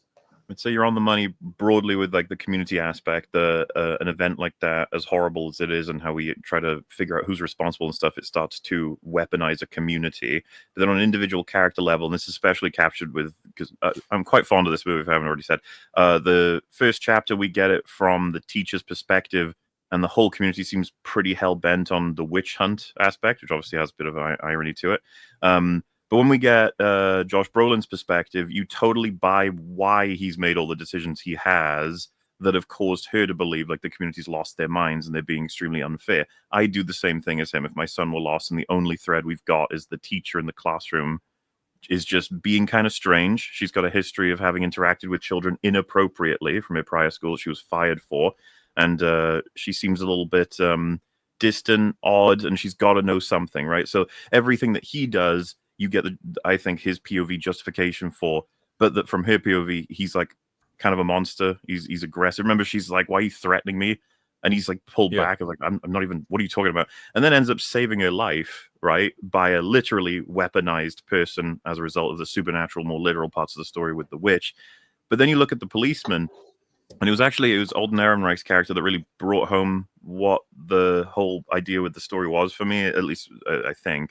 Which was he's desperately trying to live his life, but if you notice his interactions with Julia Garner, right? That's her name? Yeah, Justine. Yeah, his current girlfriend and the chief, and even the druggie, his whole life is completely out of his control. He basically is trying to do his best somewhat, but at the same time, everyone else's decisions decide what happens to him next.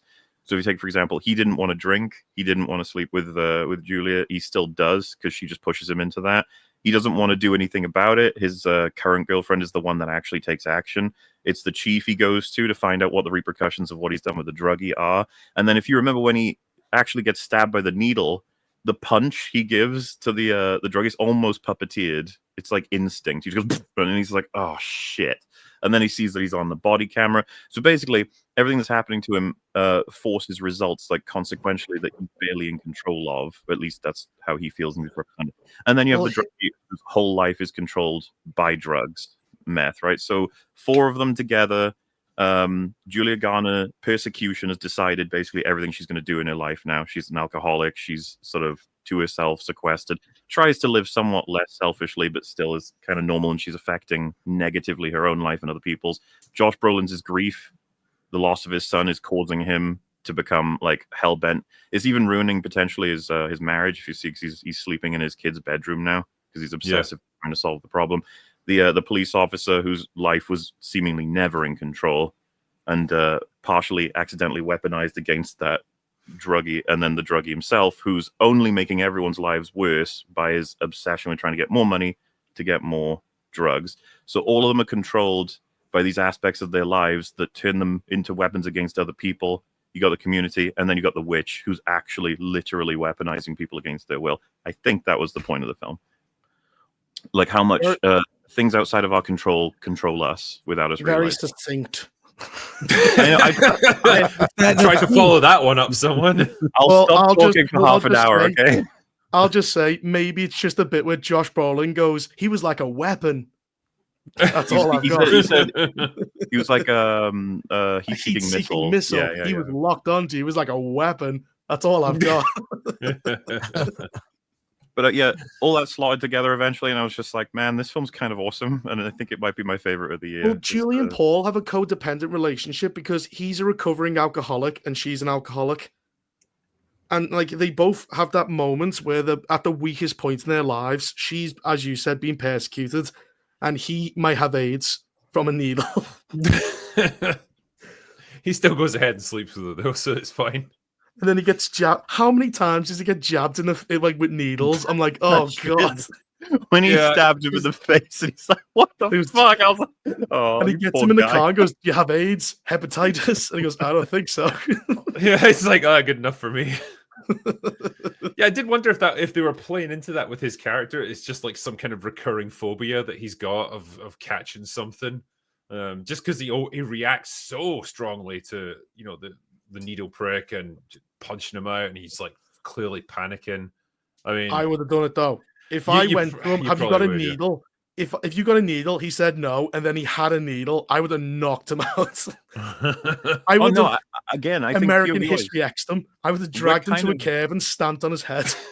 I feel like we're kind of on his side when he punches him for that. It's just that when he sees and we see the body camera, everyone realizes fuck. Yeah, because now because you see the whole process up to that point. He's a very like well-meaning, properly procedural police officer. He's doing well. It's just even that car chase, man. It's an interesting point you make as well about how his fate and what happens to him ultimately is in the hands of other people. Because a different character might have just tried to cover the whole thing up somehow.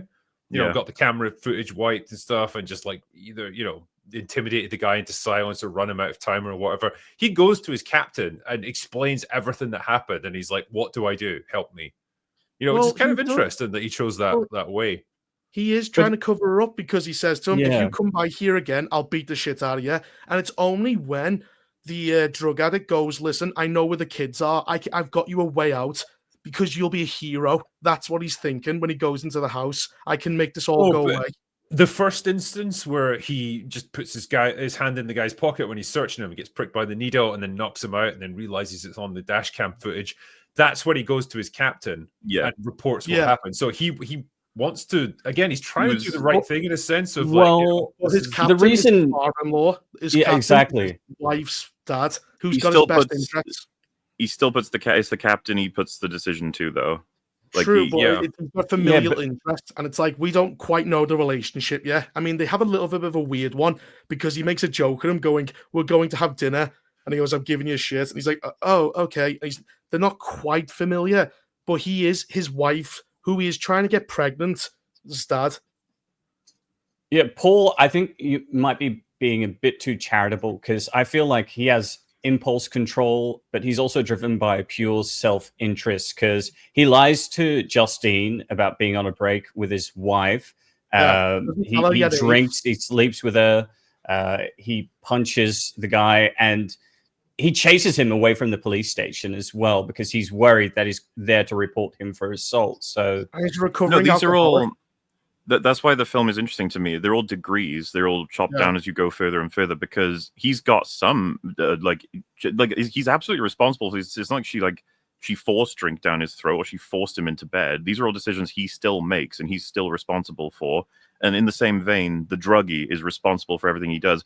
But I think the film's point of view is that we don't realize just how much a lot of the decisions we make are within our control ultimately, right? There's deterministic sort of arguments you can be made, but like just how much all these influences basically make it so that the decision's locked in well ahead of time. It's like Julia Garner knows what he's going to do, hence why she keeps pushing him in a particular direction. As long as he's pushed far enough, he'll do it. And the druggy guy, like, as long as meth is on the fucking menu, he's probably going to do it. It doesn't mean it's not his responsibility or his impulse to do it. It's just that we recognize when watching these stories unfold just how much they are influenced by these things. And, you know, same for a lot of what Josh Brolin does, it's all grief. Like, would he be doing all of these things had this happened? And does he recognize just how much that's influencing him right now?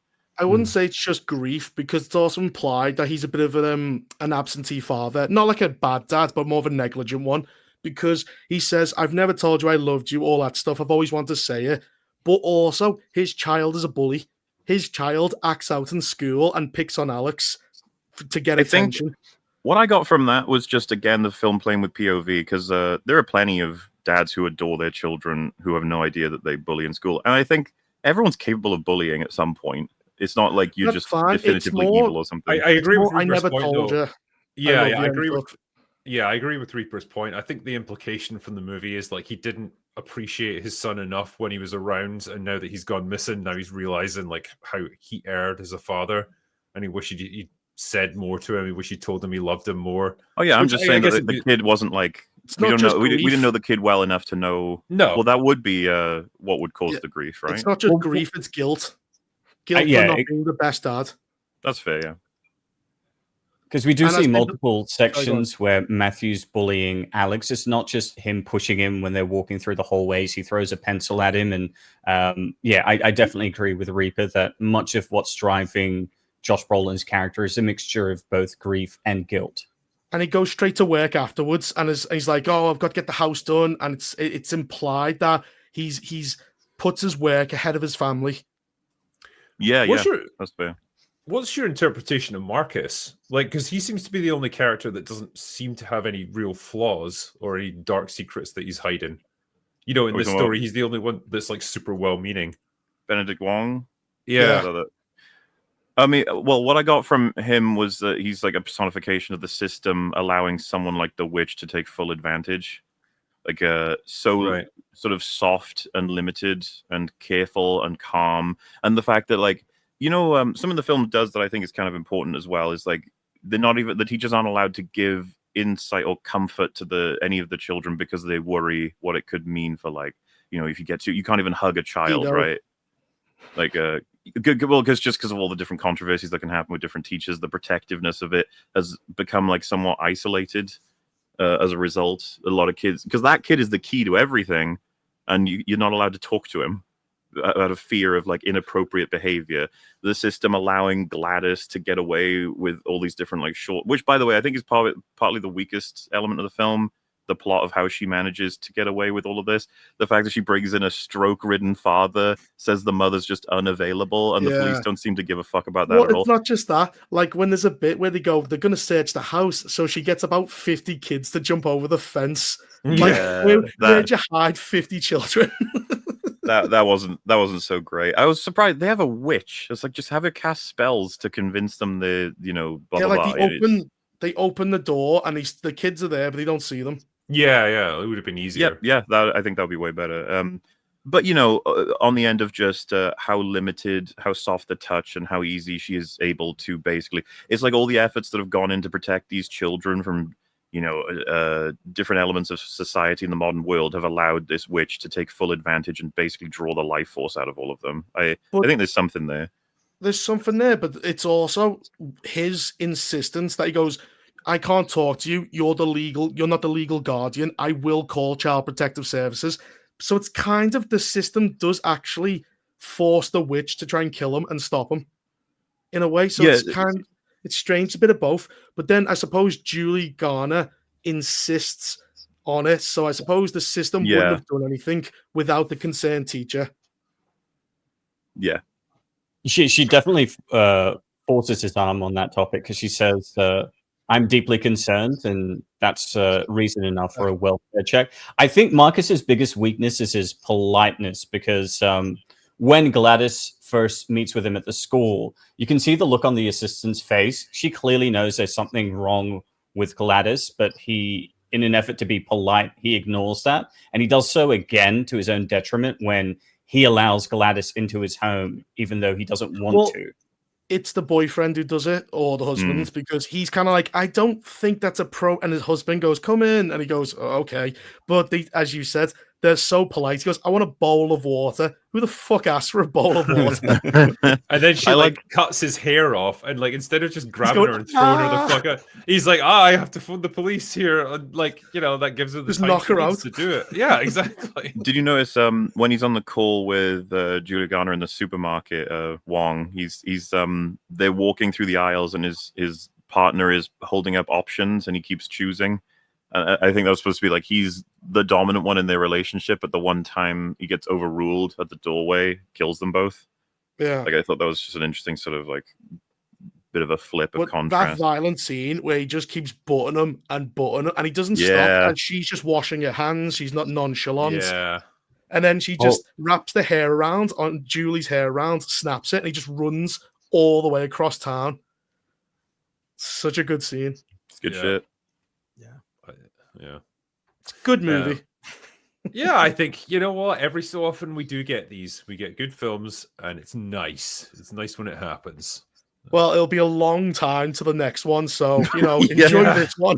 We have to pay the price. Whenever we get something good, I'm like, how many bad things are we about to pay for with this stuff? It's like hibernation. These are little acorns we have to collect for the long winter. Treasure the memory of weapons. There is harsh times ahead. There's a good question, actually, or rather a statement. My brother saw Alien for the first time recently and found it boring. You need a new brother, sir. He said the alien looked like an impressive doll on a dolly, but never looked real or lifelike. Do you perhaps need to see Alien as a kid to be impressed? Fuck no. Lol. I don't know what your brother expected from this one. God, I still think the creature effects look incredible for Alien. I can maybe understand the surprise has been ruined for you, but you can still enjoy the slow build up, the tension, how clever the alien is. You can still appreciate it.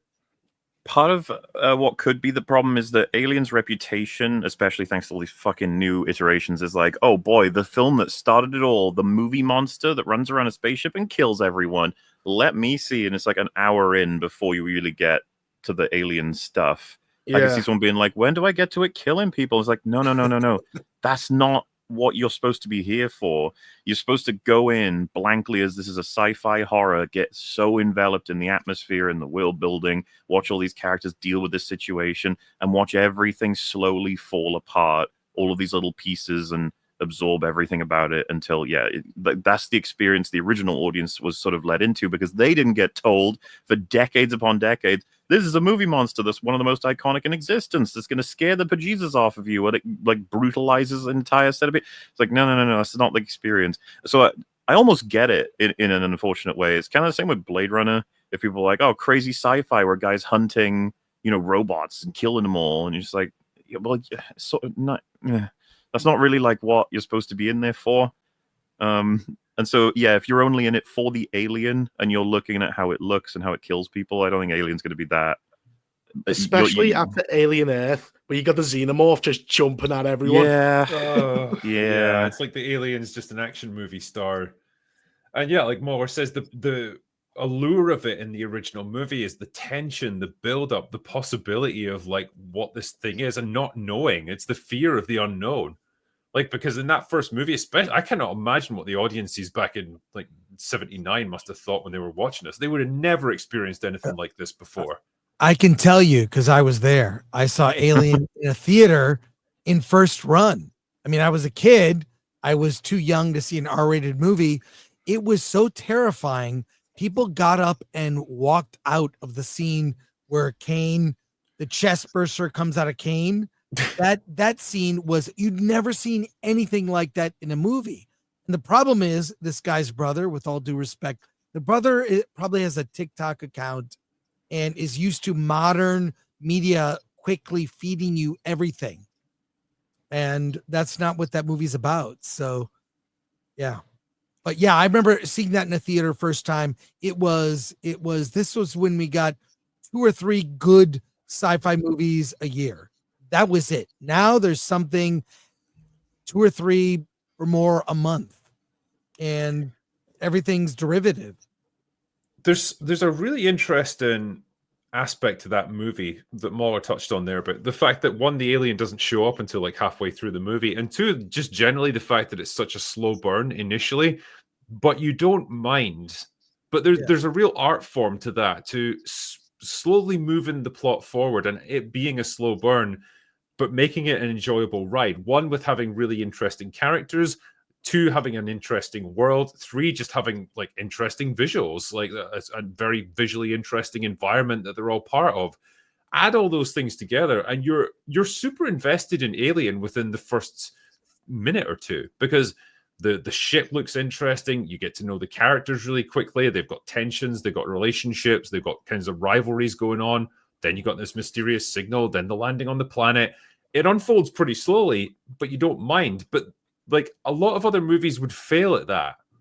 They either wouldn't be visually interesting, or the characters would be boring, the dialogue wouldn't be interesting to listen to, or there just wouldn't be enough going on to sustain that kind of slow burn plot. And I think, man, when did we lose that ability to do stuff like that? Because it is rare now. Well, Yeah, you were talking about the editing. The editing is doing that double, what's it called? Where it's telling you and showing you the same thing. Yeah. Double exposure, I can't remember what you said. Or like fading on past scenes and shit. You talking about Alien Earth? Or No, I'm talking about the editing where Alien Earth, where they're talking about they don't trust you to be watching, they trust you to be on your phone. So they have to show you and tell you, going, this guy's got a hole in his chest. Yeah. That is some of the writing process. Is we don't think the audience is intelligent enough or paying attention. So we're literally writing it for like people we think are retarded. That's a good advice. Can you divorce your brother? Get the paper served. Tell you what, should we do a wellness check on Superman? See how it's doing at the box office. As of today, it is currently sitting at 583 million worldwide, and it's about to go to digital tomorrow, I believe. One of my Friday the 15th. Favorite things to notice is all of the accounts that are tracking it have all had to reduce the numbers per like week, in terms of like Superman is guaranteed to break, at once upon a time it would have been like maybe 700, then they had to lower it to 650 and then 630 and then 620. The latest one obviously being 600. It's like definitely getting past 600. It's like, are you guys sure? No, it ain't. Are you guys sure? We were talking about this a couple of weeks ago, and I said, like, at this point, I don't think it's going to get anywhere near 600. I mean, it's releasing on digital now. It's fucked. Yeah, that's it. It's done, basically. Have you seen everyone knows releasing on digital is often a sign that it's fucked in the box office and it needs to boost, sales and everything. So it's like, oh God, what's going on? Because Superman was such an obvious major blockbusting success. Have you seen James Gunn account for this? Is it like, well, it's a success if you look at it from the right point of view? When asked why they be releasing now, he said, James Gunn on why Superman is going to digital so soon. Well, it's very complicated, but the truth is, it's because of Peacemaker. I originally thought Peacemaker was going to be coming out next month. There was a lot of things that are beyond our control, so the Peacemaker's coming out now. And at the end of the day, I want everyone to be able to see Superman that wants to, even those people who couldn't get to a theater before Peacemaker. And that's really the reason for it. What bullshit. What bullshit. In control. He's in charge of DC. I'm out of control. I'm just the boss. don't believe his lies. Sort of just You've said ever. before many times, like James Gunn lies constantly. Well, can't tell the truth. When he was trying to say, like, oh, someone had tweeted at him saying, like, is it true that it's going to have to make at least 650 to break even? And he just comes back with, well, anyone that says that is just clearly doesn't understand the movie business. We would never open a new franchise with something that had such a high break-even point. Provides no other explanation or evidence, and then just leaves. I do love that. It's like, James, is it actually still making? He's like, only a retard would have done exactly what I did. Okay. And people are so mad about it. This is what I don't get. Yeah. Like, people are so fucking determined to defend this movie and claim it as a win. Why? Why is it so important to you? It's a cause to them because they know. But what is the cause? This will be the Superman going forwards because Man of Steel crashed and burned. If this one fails and flops like the others, this one's going to crash and burn as well, and they don't want that. They want this to be the definitive Superman since Christopher Reeve. But it's not. It's shit. No one's even no one talks about it now, basically. We're just covering it because we're wrapping up our coverage of it and the fact that it's going to digital, but there's no fan enthusiasm for it as far as I can see. No one's speculating on where it's going to go next or anything. It's just done. It'll be forgotten about within a few weeks. Yeah. Sorry, go on. Sorry. I was just going to say, I think what we learned, we talked about this, Drinker, in DC, the market cap for superhero movies has dropped. It's 500. It's not $1 billion anymore. You can't, there's rabid fans and normies are gone.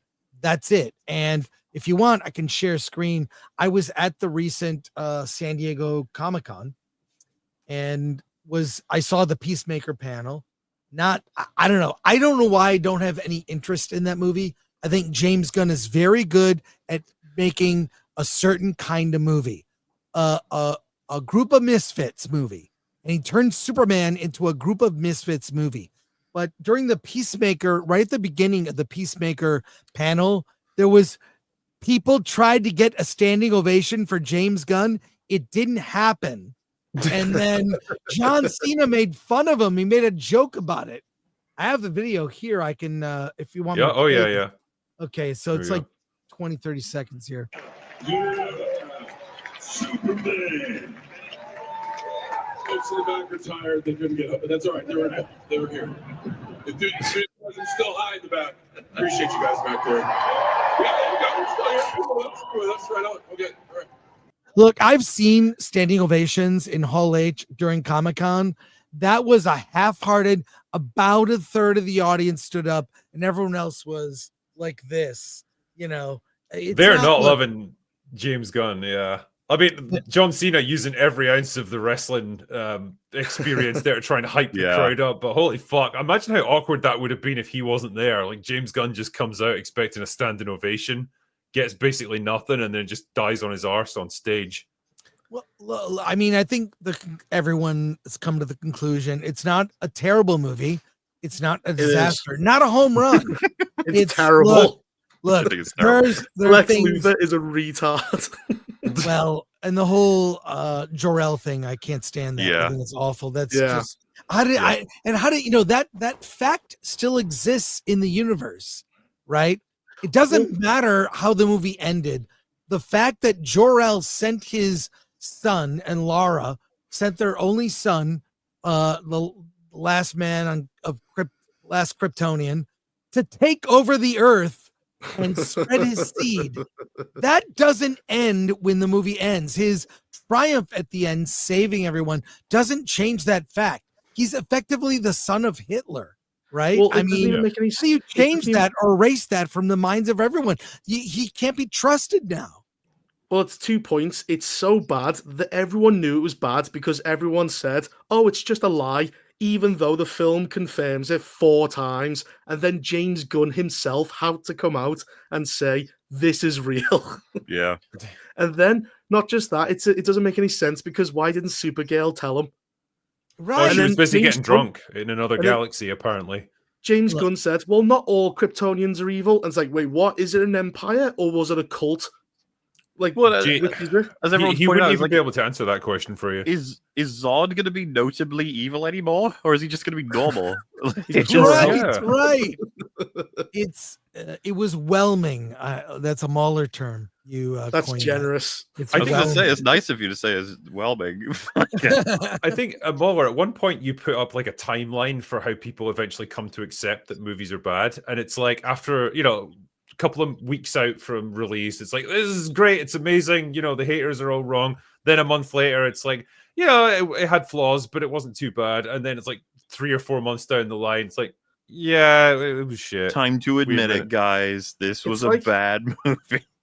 It's like the 4 stages of grief: anger, denial, sadness, bargaining. Yeah, and acceptance. Acceptance. Yeah, it was shit. Yeah, it's an odd one. It really, because people were pulling so fucking hard for this movie to succeed, and they were getting super vicious at anyone who questioned it. Like, how dare you say it's anything less than the greatest superhero movie ever? It's fucking mid at best and forgettable. They're in for a fucking rude awakening with Supergirl. We were talking about this on Real BBC. There was a post that was like, Supergirl's going to make more than Spider-Man. Like, no. Yeah, that was a troll. Had to be a troll. Must be. I don't believe anything is a troll anymore. I just believe it's AI or rage baiting or, I wish there were more trolls. What's the budget for Supergirl? Because it should be lower than Superman. It's not going to make the same. If the budget is more than 100 million, that movie is fucking bombing. Oh, yeah. God. And it will have to be big because it's going to have loads of effects and it's going to have loads of action scenes because it's a superhero movie. So it's going to be expensive. 200 million. Oh, I just think you have to look at what the market cap is, scale the budget to the market cap, and that's it. That's how the genre will survive. As you said, it's 500 million is now the cap. Yeah. So you've got to reduce. You've got to go back to the early Marvel, because that's roughly what like Captain America and Thor and Iron Man got. Yeah, you've got to reduce the cost of the movie and maximize the profit. Yeah, I mean, look at Fantastic Four. It's sitting at 439 million worldwide, and it's pretty much done at the box office. Like, it'll make a few more million, but it's not going to get anywhere near 500. So that's a flop. Yeah, as well. Black Captain America 400 million, Thunderbolts 400 million, Fantastic Four 400 million. Yeah. 500 is like a good target to aim for now for them, and like Chris says, you've got to scale the budgets then accordingly. You've got to make a movie for 100 million, which I think is going to be a struggle for them.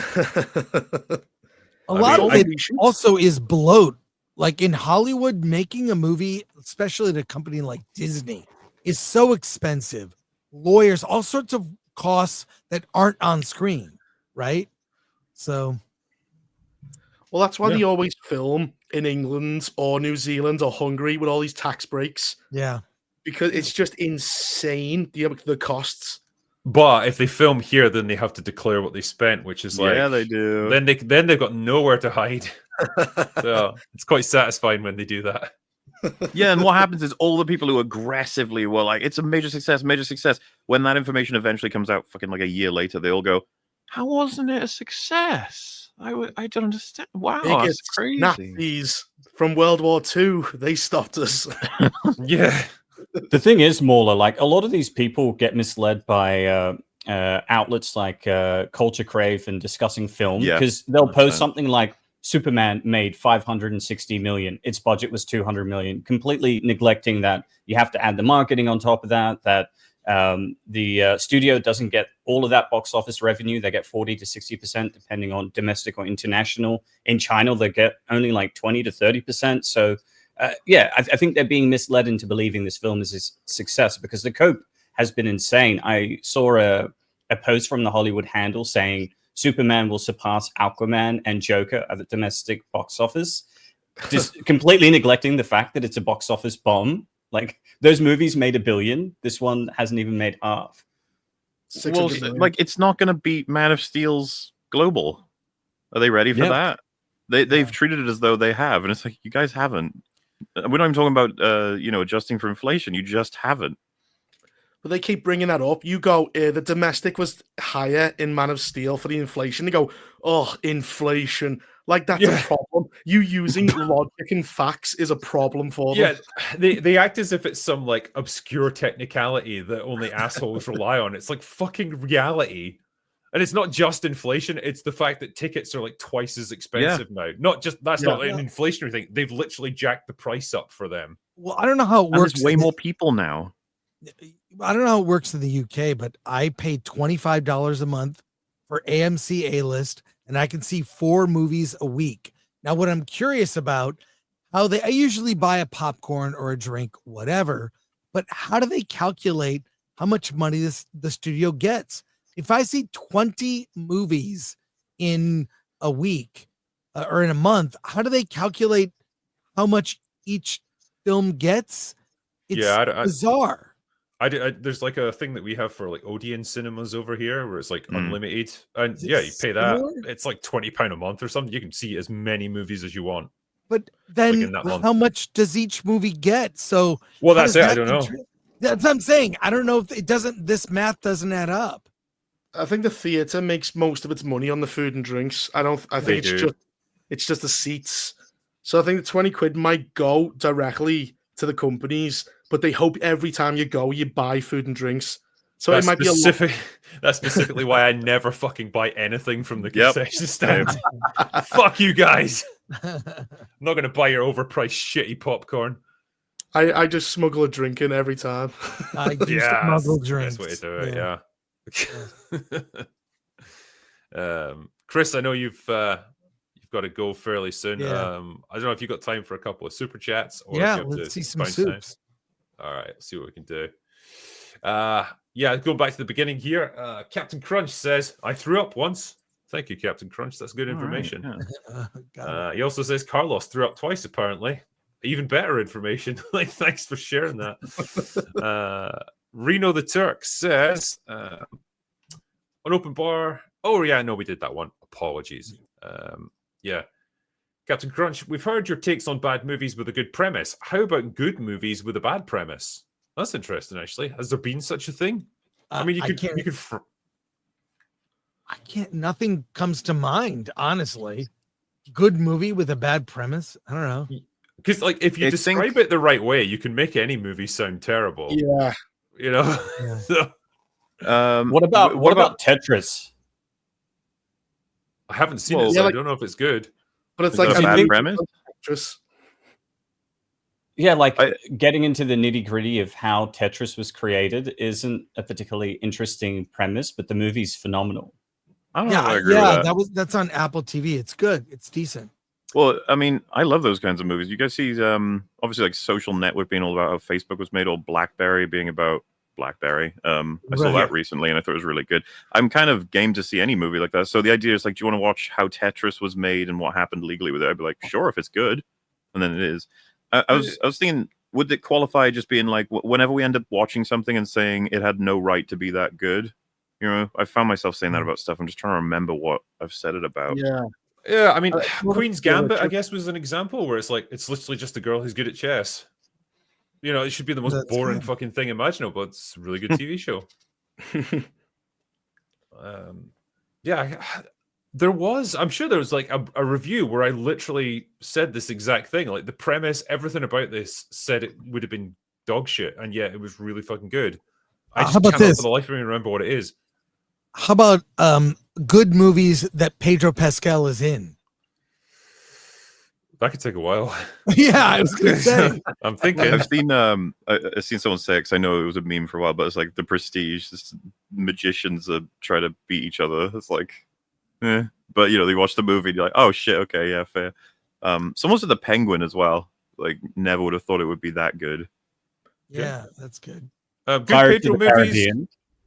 Unbearable Weight of Massive Talent. Like, that was pretty good. I like that. Yeah, he was in it. Pirates of the Caribbean's a good one, because they just said, we need a film to promote the ride, and the film is awesome. Yeah. I think it's just the reason behind it makes it sound bad. Whereas pirates are cool. It's a great concept. It just sounded like a greedy money ploy. They just happened to get a great writer. Reno the Turk says, also, Drinker mentioned that people would get their asses kicked for spoiling Endgame. I spit out my Panda Express. Did another movie have this effect? I didn't say that. It was just that someone sent a super chat and just saying that really like deadpan. People got their asses beat for spoiling Endgame. Full stop, nothing else. What next? Filthy Casual. After years of IVF and 5 miscarriages, my wife gave birth to our son on the 29th of July. Please say hi to Benito Mao Marx. Any advice on becoming a deadbeat dad? Benito Mao Marx. Call him Marx. Becoming a deadbeat dad, drink lots of alcohol, I guess, and try not to do any work. That's probably a surefire way. Set him up for failure. Yeah. Lie to him. Good luck to young Benito. Go for Broke says, I saw in a news headline that said Liam Neeson went to one of the premieres of The Naked Gun and said, there are no zombies, superheroes, or Pedro Pascals in this movie. Apparently he did, yeah. Which is I've seen that clip. Yeah, I like that. Honestly, if you guys missed it, the latest Last Orders was epic. Amorphous double meat curtains, fatty McDougalberry, more dino talk, prison guard uniforms, movie fears. Basically a bonus open bar. Hey man, that's what happens when MauLer's pissed. You should be watching those episodes, okay? Me and Drinker put effort into them. Yeah, I think that one was particularly like we just went like double the length. Yeah, I think at some points we just forgot we were doing super chats and just fucking started talking. Yeah, it was good fun though. I like that one. Blue Collar Loser, Seeing Nobody 2 now looks fun. So Red Sonja yesterday, a must watch. Also, you need to drink or others seeing it. Chris, I got the beaver pop bucket. Beaver pop bucket. Yeah, nice beaver. Yeah. Yeah. Nice beaver. Can you tell us anything about Red Sonja? I'm halfway through it. It's okay. It feels like a TV show like Xena Warrior Princess. It's pretty gory, and the lead actress is very good, but I'm not quite through it yet. Does she have the bikini armor? Yes. So excellent. That alone gets a recommend. I'm game. Yeah. I can't believe they got away with that, actually. Is it like just a joke thing and then she gets her real armor, or is it like... No, she wears it a lot. Awesome. So it is like Xena. Quite good. It is quite good. Social Morlock. Drinker, MauLer, and Crew. An interesting read is Mike Ripley's Kiss Kiss Bang Bang. Examines the rise of the spy thriller in literature in post-war Britain. All right, thanks for the recommendation, my friend. Yeah. Waddle D's nuts. So, Drinker, apparently the Ice Age movies are canon to Alien Earth like Sid the Sloth. Who do you think would win, a xenomorph with an acorn or Scrat? That's a tough one. That's a battle for the ages. Yeah, it's faster. Yeah. I'll give it to him. More passionate. Yeah. We should all thank the Fantastic Four for casting Pedro Pascal. Otherwise, he'd have been in Weapons. Yeah. Could have been. Yeah, There's I will say reality out there. You know, it's funny. You read this stuff about Josh Brolin writing, what is it, like poetry to his co-stars, the weird shit like about Timothy Chalamet or Dude or whatever. Like he's got some wackiness to him, but my God, he's just like perfect casting as dad trying to get his son back in that movie. Yeah. I'm happy it was him instead of Pedro, because that probably would have been a bit distracting. Imagine that. He just sends a fan letter going, "Thank you for not being Pedro." Yeah. And he just goes, "What the fuck?" Super based Drinker. I think you'll appreciate that my wife walked down the aisle to Aerith's theme, the piano version. Can't wait to play the OG with my son. Also, Aerith is top girl. Cheers. Goddamn fucking right she is. And I'll hear no arguments to the contrary. But yeah, that's pretty neat, man. Good stuff. And yeah, I hope you enjoy the OG with your son. Shadowhawk. Hail Drinker, MauLer, and panel. Out of topic tonight, but what is everyone's favorite Joe Pesci movie? For me, it will always be My Cousin Vinny. Home Alone, obviously. Raging Bull. Pretty solid. Raging Bull. Raging Goodfellas. Yeah. The Casino. Goodfellas is a solid choice, I would say. Yeah. We've basically covered all the correct choices. some fucking career he's had. Like when you actually tally up all the crazy movies he's been in, it's just incredible. Yeah. It was good. It was actually, yeah. Leo, what do you think about Mrs. Brown's Boys show? I never watched it. It was funny initially, and I like the fact that they just totally play up to the fact that it's a set, and like sometimes they fucking forget their lines and stuff. It's pretty good. Like they have to improvise on the spot. It kind of overstayed its welcome though. It just became a bit tedious. But when it started out, it was good. We rock, apparently. Thank you. We do our best. I've been catching up on older TV shows. Just finished The Wire this week. Have you guys seen it? If so, what do you think of it? Is it one of the best shows ever? Thanks for entertainments. Well, yeah, it's way too many seasons for me to get through at this point. It's such a huge commitment of time. I know it's been widely credited as kicking off like the golden age of prestige TV. Yeah, it's awesome. Do it. You finish it? I haven't finished it. I've seen. I used to watch it with my brother, but I haven't fully watched it all the way through. Like, so I have pieces of each season that got spoiled for me. Right. But from what I've seen, it's awesome. They even have there's a guy called Omar who came up with the term, "If you come at the king, you best not miss." That was just from that show. Super quote. Such amazing like dialogue. It's just everyone has to watch it. I like this theme as well that your brother's just consistently fucking up your life, like traumatizing you as a kid, one? like spoiling. Different one. I don't know how many you got. 7. Just spoiling movies for you and stuff.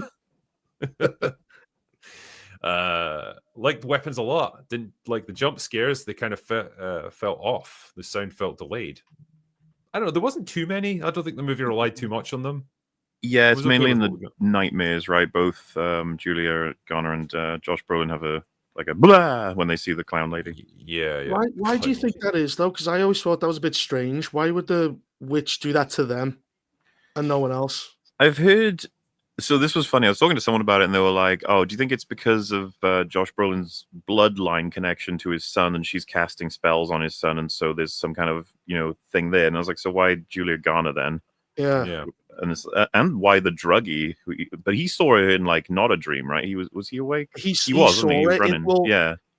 He broke into the house, saw the kids, and then she went into the woods to try and find them because he knew about the kids. You could probably argue that it's happening to everyone in town. It's just like these are the only ones that are picking up on it and acting on it, I guess. I thought it had something to do with the proximity to the house. Like Justine visits the home, peers through the window. The drug kid enters the home as well. So I thought it had. But Josh Brolin didn't, because he's trying to plan the route. His house is miles away. You see on the map, he does the big X. But he also, but he also spends a lot of time sleeping in his son's bed. So potentially, I think they kind of just threw in more horror to call it a horror a little bit when it's just much more of a thriller. Chris, I know you have to bounce, so I will. Thanks, man.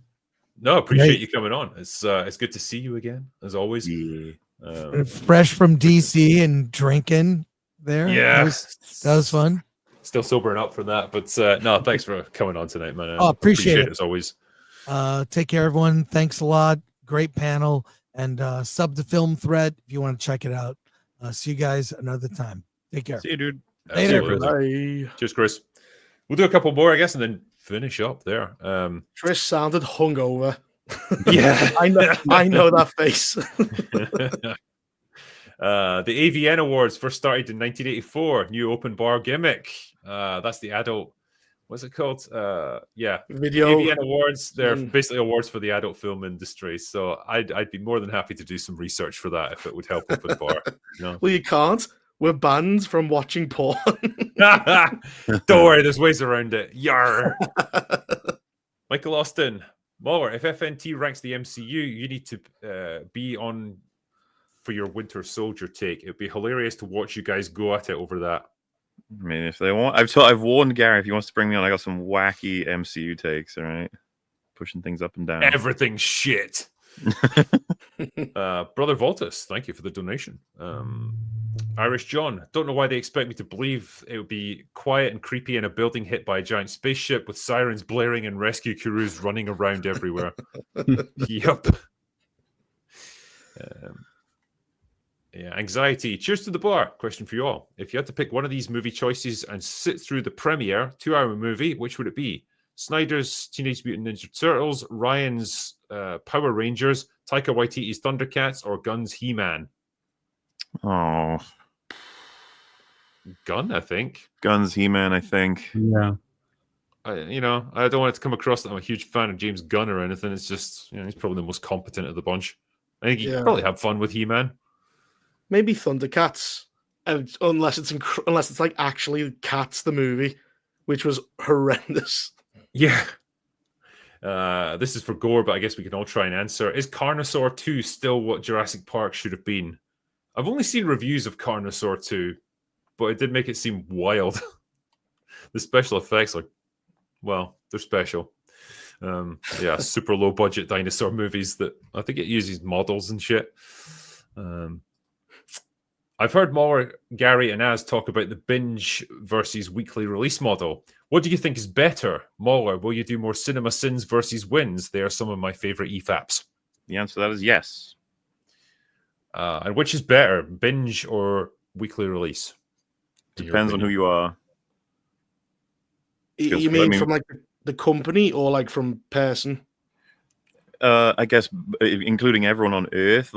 So which is better financially? I guess they have the answers to that, the companies, I suppose. But for our job, covering things as they come out, if they really take, for example, the way that I felt illustrated this perfectly was Mobland versus Gentleman. Gentleman came out all at once. I saw like half of it one day, half of it the next day, and said it was really, really good and people should watch it. And then the next week, it was already kind of gone in terms of talking about. Mobland, on the other hand, weekly blasts, really enjoying it, be able to talk about how it's developing, talk about characters, blah, blah, blah. I feel as though for the promotional sort of circuit, social media, whatever have you, it's better for weekly. And then from just a fandom point of view, I really like discussing shows that have intrigue, developing plot lines and characters and stuff with people as it comes out, watch it with them as it comes out. So I think...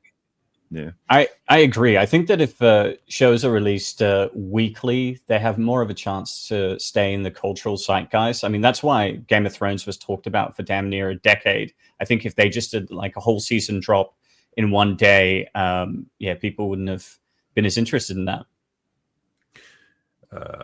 RRTNZ, good to see Nyatt here, raising the bar, so to speak. If Chuck Norris raised the bar, it would be on Mars. That's a good bar raise right there.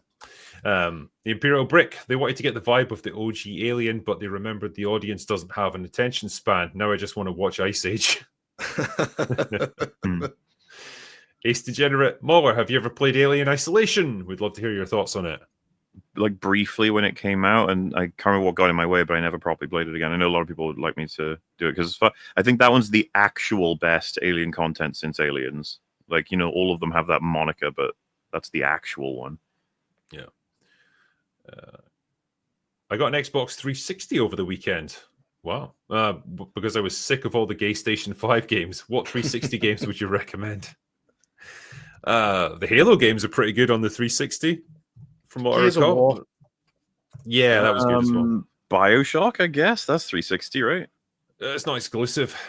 Oh, okay. Exclusive only. What is exclusive on the 360?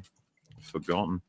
Not a lot. Most stuff's multi-plat these days. Gears, Forza, Dead Rising, Alan Wake, Trials, Ninja Gaiden 3, 2. Mass Effect trilogy would be good.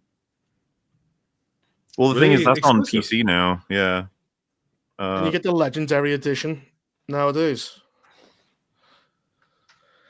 Don't know. Yeah, you're going back a ways as well when you're getting to 360 territory. I mean, that's like what? 15, 20 years ago? Yeah, 15. More than 10. Yeah, like 15. John Papa Sergio, Alien Earth proves good movies haven't been made in a long time. They're still watching Peter Pan and Ice Age in 2120. Yeah, that's kind of funny, that actually. It's like they've accepted, like, our culture just stagnated around that point, and it's like not advanced since then.